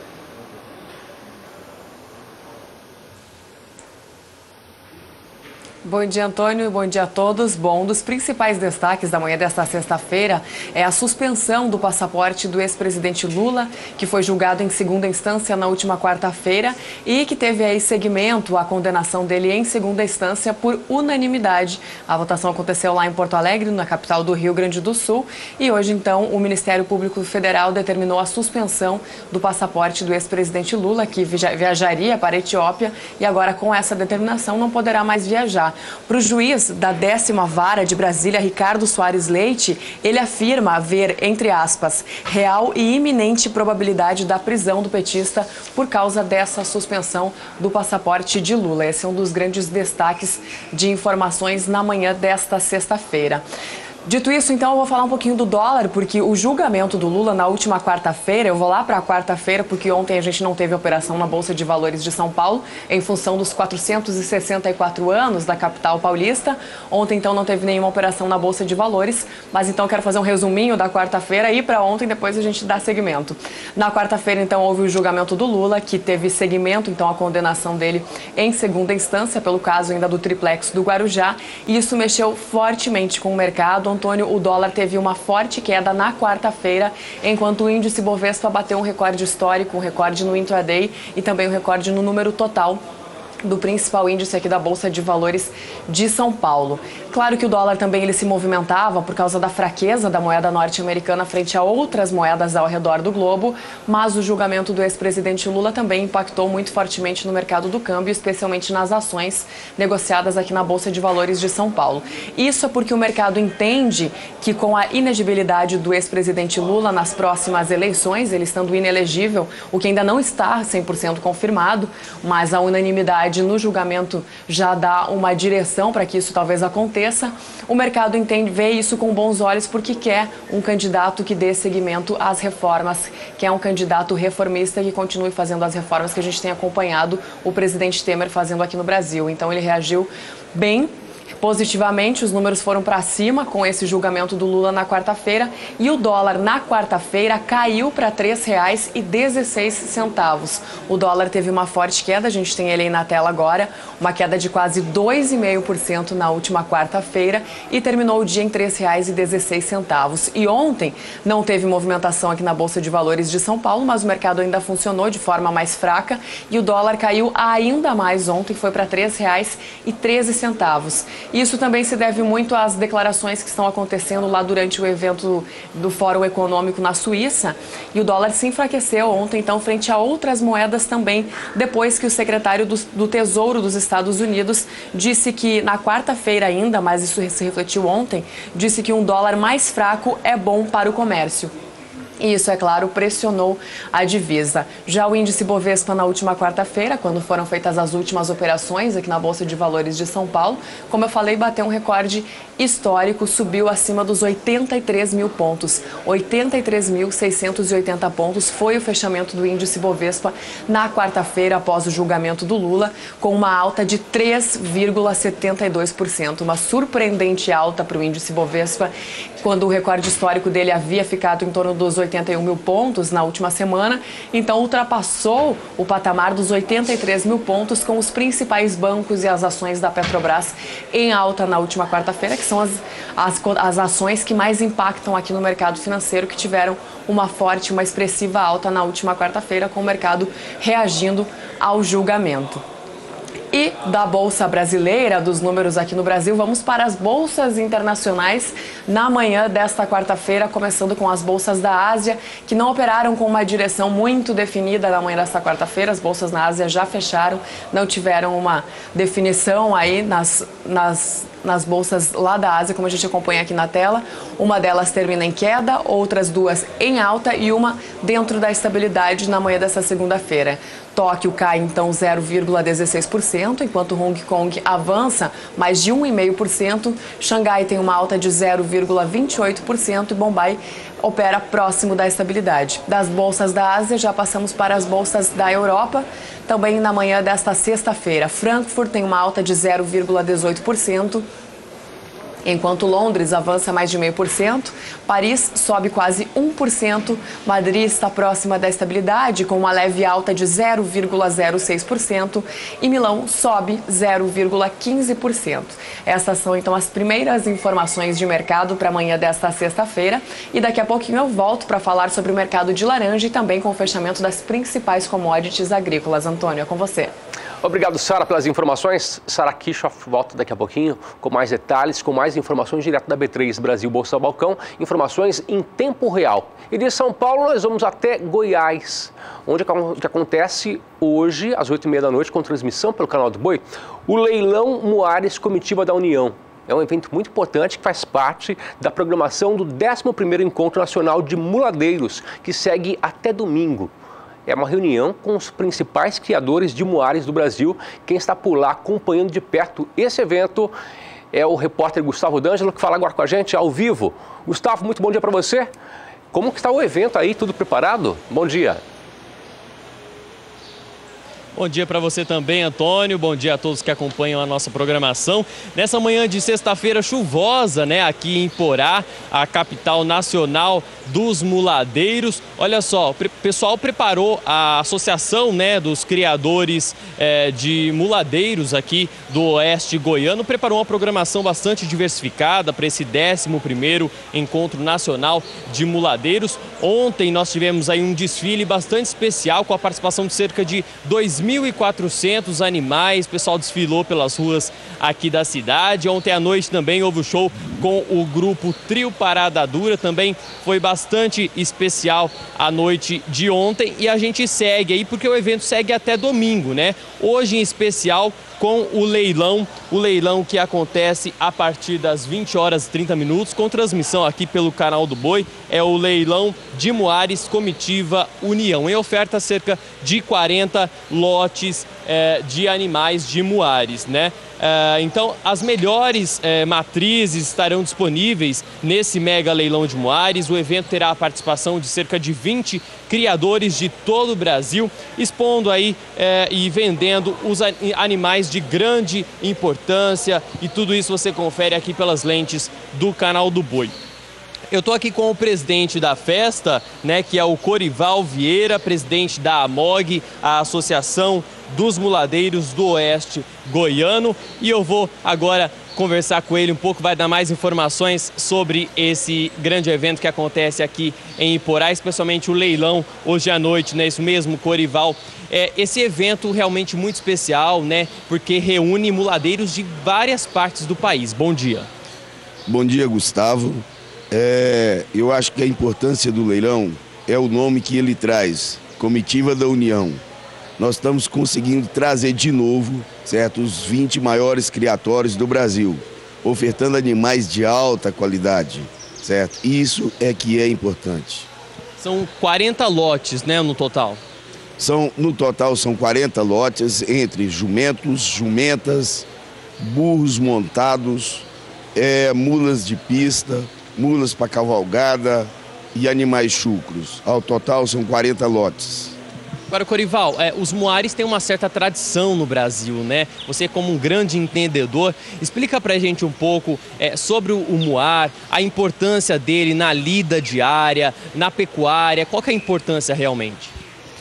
O Brasil, na verdade, ele foi movimentado, ele foi fomentado no lombo de muares. Um pouco a gente esqueceu essas tradições. Goiás mesmo, até há pouco tempo atrás, era abastecido no lombo dos muares. E isso ficou adormecido um certo tempo. O muar só se via para ir para a lida com o gado e tudo. Hoje, nos últimos anos, a gente conseguiu fazer com que essa ideia desaparecesse. Por isso, eu trago aqui hoje em Iporá 20 grandes criadores, esses caras que fazem a diferença no muar. Se tem uma mula boa hoje, se tem uma mula vencedora, é o trabalho que esses caras estão fazendo. O Brasil precisa reconhecer. E talvez seja esse o grande ponto. A MOG traz, chama, está trazendo para mostrar, certo, a cara desses criadores. Fazer com que o Brasil inteiro valorize essas pessoas que fazem a diferença no Brasil. É isso aí, como ele mesmo disse, o nome, né, do evento, Comitiva União, justamente para destacar essa união, né, que esse setor tem, que é muito bacana ver isso, né? Aqui são criadores de várias partes do país e a gente nota que há uma união entre eles. Inclusive eu estou aqui com um dos criadores, né? Um dos criadores que vai ofertar aqui nesse leilão logo mais à noite, a partir das 20h30, horário de Brasília. Eu estou aqui com o Edilson Soares, do criatório EAS de Cornélio Procópio, no Paraná. Edilson, o que você preparou? Qual que é a oferta que você vai disponibilizar ao mercado hoje à noite? Bom dia.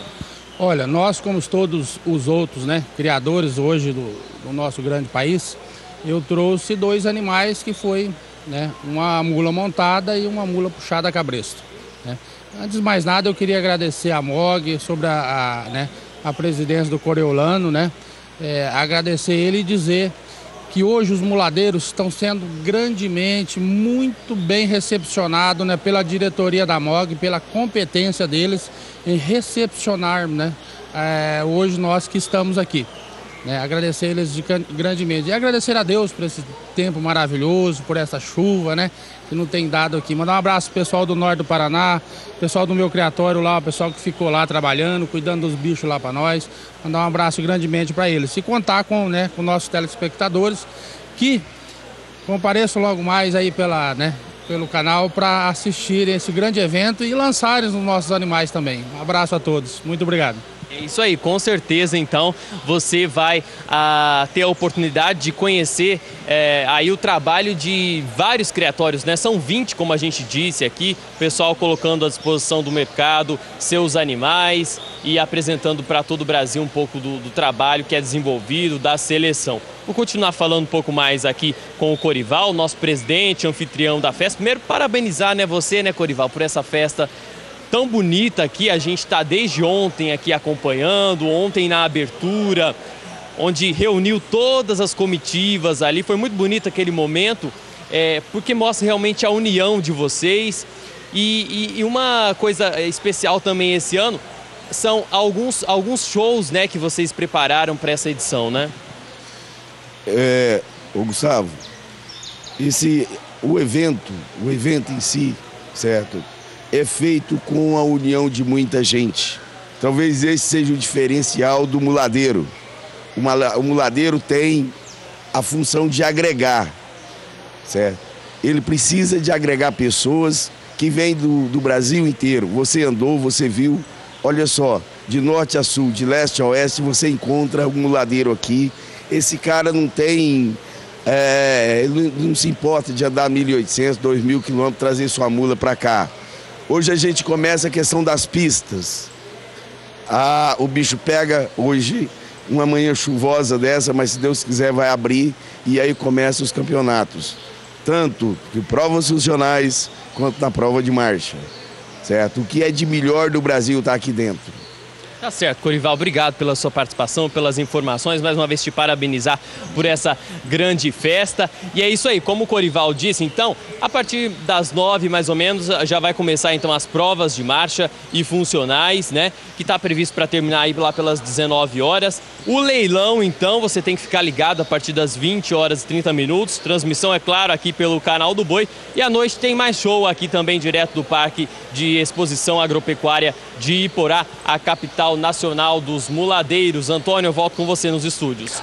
Obrigado, Gustavo, pelas informações, e o canal do Boi acompanha de perto esse importante leilão, né? E você vai acompanhar tudo às 8h30 da noite pelo canal do Boi, então você não pode perder. Leilão Muares Comitiva da União hoje às 8h30 da noite, aqui pelo Canal do Boi.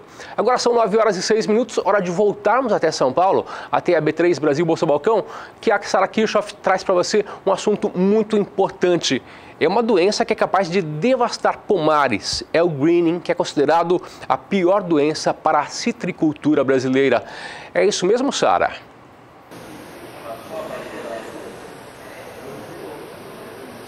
É isso mesmo, ele causa prejuízos enormes para a citricultura, lembrando que um pé, uma vez contaminado, ele precisa ser substituído, então realmente as autoridades e os produtores, eles precisam ter uma atenção redobrada. E o Brasil até que vem fazendo bonito nessa área e vem cuidando muito bem para não ter uma grande infestação aí de greening nos pomares de laranja, né? Especialmente o Brasil vem cuidando bem, especialmente por causa das entidades envolvidas também e do envolvimento individual de cada produtor. Lá nos Estados Unidos, na Flórida, a situação é um pouco diferente. O greening atacou mais fortemente por lá os pomares e o Brasil acaba se beneficiando de tudo isso, né, Antônio? O Brasil, que é um grande exportador de suco de laranja, acaba se beneficiando desse descuido aí que houve na Flórida. É a Flórida também que foi devastada aí pelo furacão Irma e isso também prejudicou a citricultura fortemente por lá e o Brasil, mais uma vez, aí acaba exportando mais do que o normal. E sobre este assunto, especialmente sobre o greening, eu conversei com o gerente-geral do Fundecitrus, Juliano Aires, aqui na Bolsa de Valores de São Paulo, e nós vamos agora ouvir o que ele disse. Juliano Aires, gerente-geral do Fundo de Defesa de Citricultura, seja bem-vindo ao SBA. Muito prazer nosso, é uma satisfação estar aqui com vocês. Da mesma forma. Juliano, o primeiro caso de greening no Brasil apareceu lá em 2004, né? De lá para cá, no que a gente avançou em relação a isso? Esse foi um caso preocupante, né? Porque essa doença, até 2004, ela estava restrita aos países da Ásia, a China, Vietnã, Japão e da África do Sul e outros países da África, né? E nós tínhamos aqui no estado de São Paulo e no Brasil, um inseto transmissor relato desde 1942, já há bastante tempo. E tínhamos a grande preocupação de que se um dia a bactéria fosse introduzida, nós já tínhamos um inseto disseminador da doença. E infelizmente ou felizmente, podemos olhar pelos dois lados, a gente conseguiu detectar a doença numa fase relativamente inicial, na região central do estado, próximo a Araraquara. O Fundecitrus já tinha feito vários alertas e orientação nesse sentido e desde março de 2004 nós declaramos guerra contra a doença mais temida do mundo, que hoje está presente em boa parte dos países da América Central, da América do Norte e da América do Sul. Na última safra, inclusive, foram 32 milhões de pés, né, nos estados de São Paulo e Minas Gerais. Nós temos um levantamento anual realizado nos meses de abril a junho, que determina a incidência das principais doenças, como CVC, clorose variegado citrus, o cancro cítrico e também o greening. O ano passado, nesse levantamento, mostrou uma incidência de cerca de 17% de plantas doentes. O número ele ficou instável nos últimos 3 anos. Ele vinha crescendo, ele se manteve. Embora seja um número alto, nós temos 83% de plantas sadias e 17% de plantas doentes, a boa notícia é que nós temos várias propriedades e regiões e casos que a gente tem conseguido manter a doença em níveis baixos, abaixo de 1-2%. É impressão ou nos Estados Unidos o controle não é tão bom, não tem sido tão forte quanto aqui no Brasil? Não, é um fato real. Os Estados Unidos, só para dar uma referência, em 2003, 2004, ele produzia cerca de 240 milhões de caixas. Tinha uma produtividade de 40 toneladas por hectare. Hoje, no último levantamento de estimativa de safra do USDA, esse número caiu de 240 ao longo desses 13, 14 anos para 46 milhões, fruto em grande parte. O principal causador é o greening, que está reduzindo drasticamente a produtividade dos pomares, a vida útil do pomar, também somado mais recentemente aos furacões que ocorreram aí nos meses de setembro e outubro. O que tem feito que os Estados Unidos dependa ainda mais do suco brasileiro. Bem ou mal, o Brasil acaba se beneficiando, né? O Brasil, acho que talvez até São Paulo, por ter tido que enfrentar problemas muito sérios anteriormente, de doenças como a tristeza no passado, a clorose variegado citrus, o cancro, muitos outros, o citricultor e a cadeia citrícola, e com o apoio do Fundecid e as instituições parceiras, desenvolveu estratégias de manejo que têm feito a diferença. Então, enquanto a nossa produtividade tem crescido ano a ano, e a eficiência também, graças a essa união toda do setor e a utilização da tecnologia que tem sido gerada, né? Na Flórida tem acontecido o inverso. Sim. Onde era a referência no mundo, a citricultura praticamente está desaparecendo.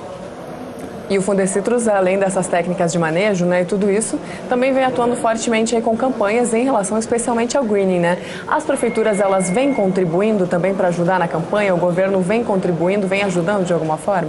Essa doença, diferente das demais, não depende só da ação do citricultor.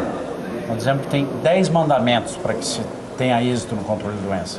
É todo aquele controle interno, com monitoramento, controle do inseto transmissor, as inspeções, eliminação das plantas doentes, mas também tem que ter uma ação nas áreas externas, porque o inseto transmissor, ele não respeita a cerca, ele migra, ele caminha de uma planta para outra. Então, se ele for portador da bactéria, ele pode transmitir para uma planta sadia. Por isso, é muito importante, nós temos feito uma mobilização no país, especialmente no São Paulo, no Triângulo Mineiro, onde não só a cadeia citrícola, todos os citricultores se envolvam, mas como as prefeituras, a própria Secretaria da Agricultura do Estado de São Paulo, para que conscientize o citricultor que ele não pode deixar uma planta doente no seu pomar, que essa planta doente ela pode contaminar 100, 1000 plantas sadias. E no nosso trabalho tem sido feito um trabalho de voluntário, de conscientização, onde nós trocamos uma planta cítrica doente por outra frutífera sadia. Então, a própria estrutura dos engenheiros nossos, ela vai e faz esse trabalho. Em 90% dos casos, nós temos tido a aceitação da sociedade, dos cidadãos, né, concordando em eliminar essa planta doente que prejudica muito toda a região e que é um dos principais geradores de emprego. A citricultura de São Paulo ela gera mais de 200 mil empregos. Ela está presente em mais de 350 municípios. E se não for feito esse trabalho conjunto, integrado, a citricultura está fadada ao fracasso, como ocorreu na Flórida. Eles não conseguiram fazer esse trabalho a 4 mãos e a citricultura caiu muito e tem tido uma situação dramática nos últimos anos. Isso porque a planta, uma vez contaminada, ela não serve para mais nada, né? Tem que arrancar e plantar outra, é isso? A planta, a partir do momento que ela é contaminada, ela expressa os primeiros sintomas depois de 6 meses, mas cerca de 5, 6 anos depois da contaminação, ela vai produzir 20% do potencial. Então, se ela poderia produzir 100 quilos de fruta numa árvore, ela vai produzir 20 quilos. E essa fruta é de má qualidade, é uma fruta ácida, e que o sabor não é tão saboroso como uma fruta de uma planta sadia. E aí atrapalha também as exportações de suco, né? O Brasil é um grande exportador de suco de laranja e isso pode acabar comprometendo também, né? Nós temos a melhor qualidade de suco do mundo, né? Em função do clima, das variedades e também por ter as laranjeiras sadias. Por exemplo, hoje na Flórida, onde 90% das plantas estão doentes, o suco ele é muito ácido. Até para se melhorar a qualidade, eles dependem do nosso suco para fazer uma mistura e melhorar a qualidade do suco. Então é muito importante que a gente preserve esse patrimônio. O maior patrimônio que nós temos são as laranjeiras, as plantas cítricas, sadias, produtivas, que geram riqueza para o país. E aí a gente não está falando só daquelas grandes áreas com produção de laranja, né? Os pequenos produtores também, né? Os pequenos pomares também precisam ter esse cuidado e ficar em alerta também, de olho para fazer essa substituição, né, Juliano? Nós temos mais de 11 mil propriedades citrícolas no estado de São Paulo. E a grande maioria são pequenos e médios produtores. Juliano Aires, gerente-geral do Fundo de Defesa de Citricultura, seja bem-vindo ao SBA. Muito obrigado. gerente-geral do Fundecitrus, que falou aí sobre o greening, que é uma doença realmente muito preocupante para a citricultura. E falando nisso, o preço da laranja indústria no indicador CPEA tem forte queda no acumulado do mês de janeiro e, consequentemente, no ano de 2018. A caixa de 40 quilos e 800 gramas aparece por R$ 17,29 no último levantamento, com estabilidade em relação ao dia anterior. E no acumulado do mês de janeiro, a queda passa dos 7% para o preço da laranja indústria. Isso aí, a caixa de 40 quilos e 800 gramas, como eu falei, com o pagamento feito a prazo. Enquanto isso, a laranja pera in natura tem uma alta acima de 5% no acumulado do mês de janeiro, com valor de R$ 20,13 a caixa de 40 quilos e 800 gramas. No último levantamento, laranja pera in natura tem uma queda acima de 0,5%, passando aí dos R$ 20,26 a caixa para R$ 20,13, só que diferente da laranja indústria, no acumulado do mês, então, laranja pera in natura sobe 5,5%. E já o suco de laranja, a gente ainda não tem negociações na Bolsa Futura de Nova York na manhã desta sexta-feira, mas ontem o suco de laranja fechou em alta lá na Bolsa de Nova York, com o contrato de março, especialmente avançando acima de 1%. E daqui a pouquinho eu volto para falar mais de mercado. Antônio, é com você. Obrigado, Sara, pelas informações. Daqui a pouquinho nós teremos a atualização de mercado com as principais commodities brasileiras que são negociadas na Bolsa de Valores de São Paulo, que é a B3. Vamos a um breve intervalo, voltamos daqui a pouquinho para falar sobre o clima, o tempo na região norte e nordeste e também atualização de mercado com a B3. Fique com a gente, nós voltamos em 2 minutos.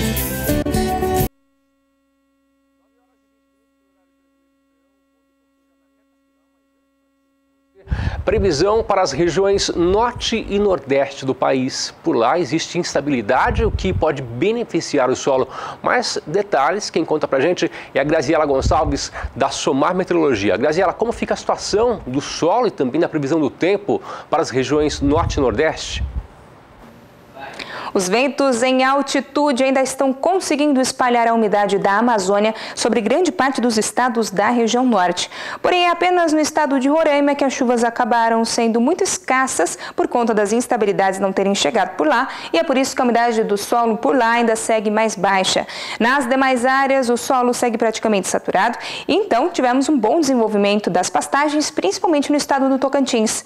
Ao longo dos próximos dias, a chuva ainda vai continuar mantendo essa umidade no solo, isso porque o acumulado por lá fica em torno até dos 70 milímetros. Nas demais áreas ainda vamos ter previsão de chuva e ainda o estado de Roraima, que segue então com o tempo mais seco. Para o próximo período, a chuva volta a se concentrar mais sobre o extremo sul do estado, favorecendo principalmente o sul do estado do Pará e também Amazonas. E também aqui o estado de Rondônia ainda deve receber acumulados que chegam até os 70 milímetros. Para o próximo período, a formação de um novo canal de umidade, que deve ganhar ainda mais força, ainda mantém as chuvas mais intensas sobre toda essa região, pegando inclusive o estado do Tocantins, onde lá os acumulados podem até ultrapassar os 50 milímetros. Eu encerro minha participação por aqui. Até mais. Obrigado, Graziela, pelas informações, pela participação, e é hora de voltarmos até São Paulo, até a B3 Brasil Bolsa Balcão, onde está a Sara Kirchhoff, que traz para a gente atualização de mercado nesta manhã de sexta-feira. Ô Sara, quais são os destaques de hoje?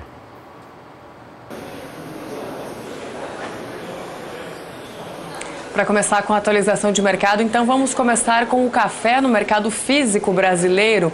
Tanto café arábica quanto café robusta vem em queda aqui no Brasil, Antônio, nos últimos dias. No indicador CPEA, a saca de café arábica aparece por R$ 443.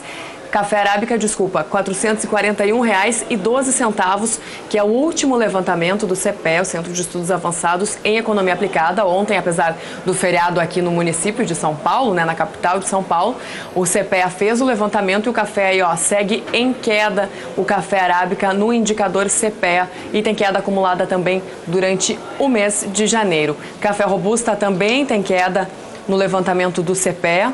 O valor da saca de 60 quilos do café robusta aparece por R$ 316,48, com uma queda que passa dos 11% agora no acumulado do mês de janeiro, enquanto para o café arábica a queda é um pouco menos, pior, é de 1,25% no acumulado do mês de janeiro. E o café robusta agora no mercado futuro, na Bolsa de Londres, ontem terminou em queda e na manhã desta sexta-feira opera em alta em um dos principais contratos, enquanto o outro não tem variação e o outro tem uma leve queda. Os contratos, então, com vencimento em março sobem 0,22% na manhã desta sexta-feira e aparecem por $1.767 a tonelada, enquanto os contratos com entrega em maio permanecem por $1.745 a tonelada e os contratos com entrega em julho, com uma leve queda de 0,05%, aparecem por $1.774 a tonelada. Já o café arábica na Bolsa Futura de Nova York terminou em alta ontem. Café arábica que agora tem os preços aí sustentados pelas fortes chuvas na Colômbia, que é também um importante exportador de café arábica no mundo. E na manhã desta sexta-feira segue esse movimento de alta o café arábica lá na Bolsa de Nova York. Os contratos com entrega em março avançam 0,40% por $1,24 por libra-peso, enquanto os contratos com entrega em maio avançam 0,43% a $1,26 por libra-peso. Os contratos com entrega em julho aparecem por $1,29 por libra-peso e os contratos com entrega em setembro aparecem por $1,31 por libra-peso. E o café BMF Bovespa, negociado aqui na B3 em São Paulo, tem altas importantes na manhã desta sexta-feira, depois de um dia sem operações na Bolsa de Valores de São Paulo. Café BMF Bovespa tem alta nesta manhã, com os contratos com entrega em março avançando em quase 1,5%. No ajuste anterior, o valor para este contrato era de $155,05 a saca e nos últimos negócios aparece por $157,30 a saca. Enquanto os contratos com entrega em setembro, que é o mês referência para o mercado do café, avançam também acima de 1% nesta manhã. 1,25% é a alta para os contratos de setembro, que no ajuste anterior apareciam por $155,55 a saca e nos últimos negócios a gente consegue observar o preço de $157,50 a saca. Café BMF Bovespa, portanto, em alta na manhã desta sexta-feira. O boi gordo, na última quarta-feira, teve queda, tanto no mercado físico quanto no mercado futuro. E no último levantamento do CPEA, vamos ver como que está o preço da arroba do boi gordo no estado de São Paulo. Na quarta-feira, a arroba caiu e ontem, dia 25 de janeiro, a arroba teve valorização de 20 centavos no estado de São Paulo, conforme o indicador CPEA para o mercado físico. Com isso, o fechamento do boi gordo de ontem ficou em R$ 145,20. O número saiu durante a noite de ontem, está atualizado e corresponde então ao preço da arroba do boi gordo no estado de São Paulo.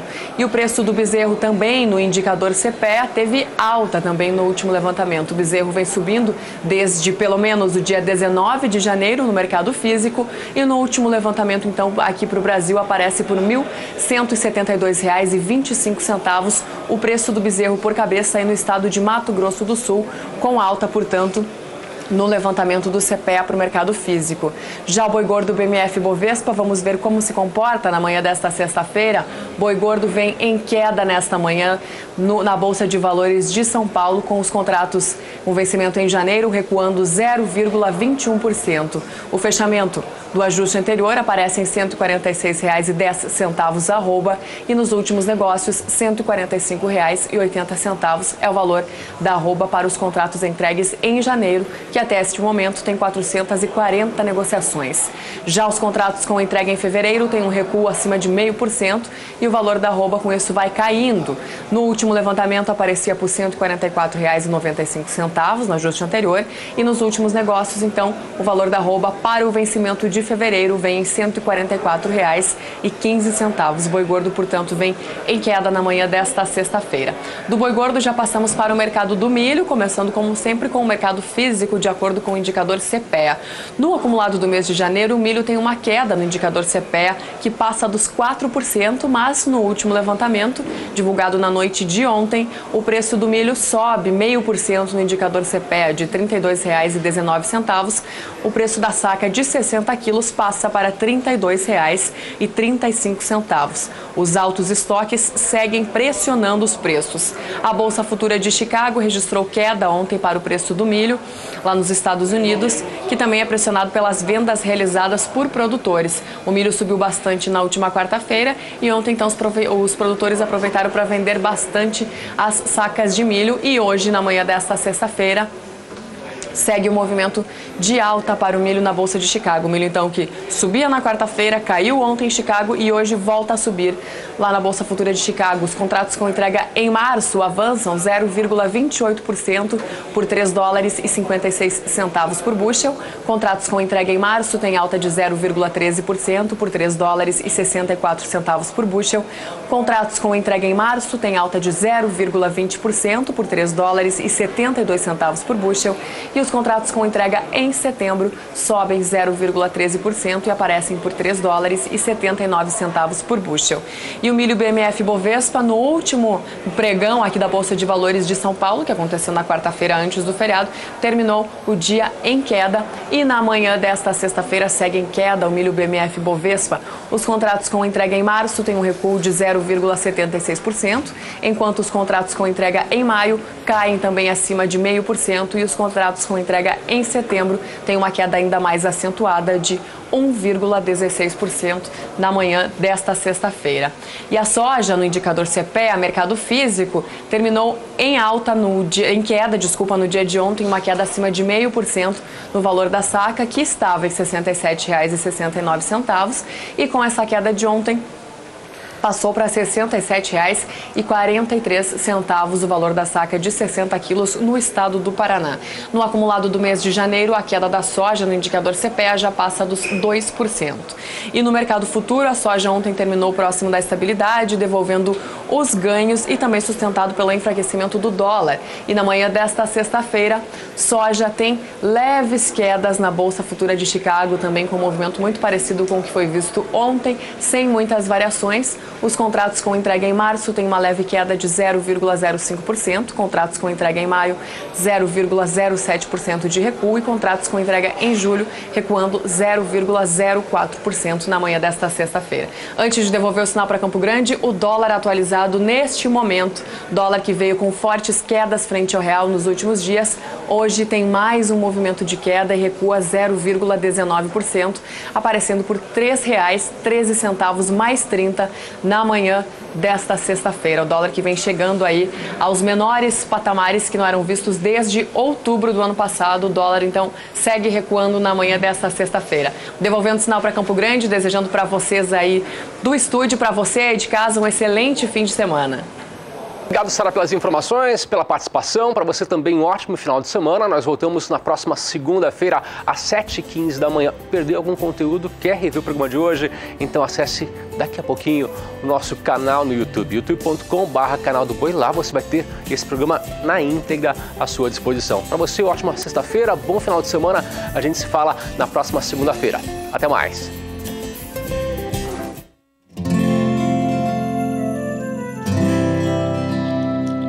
Acorda que o galo já cantou e o sol já vem fazer brotar mais um novo dia.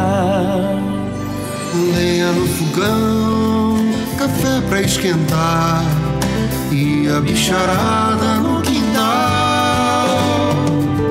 Horta pra molhar, tira leite no curral, arreia o cavalo, tem gado pra campear.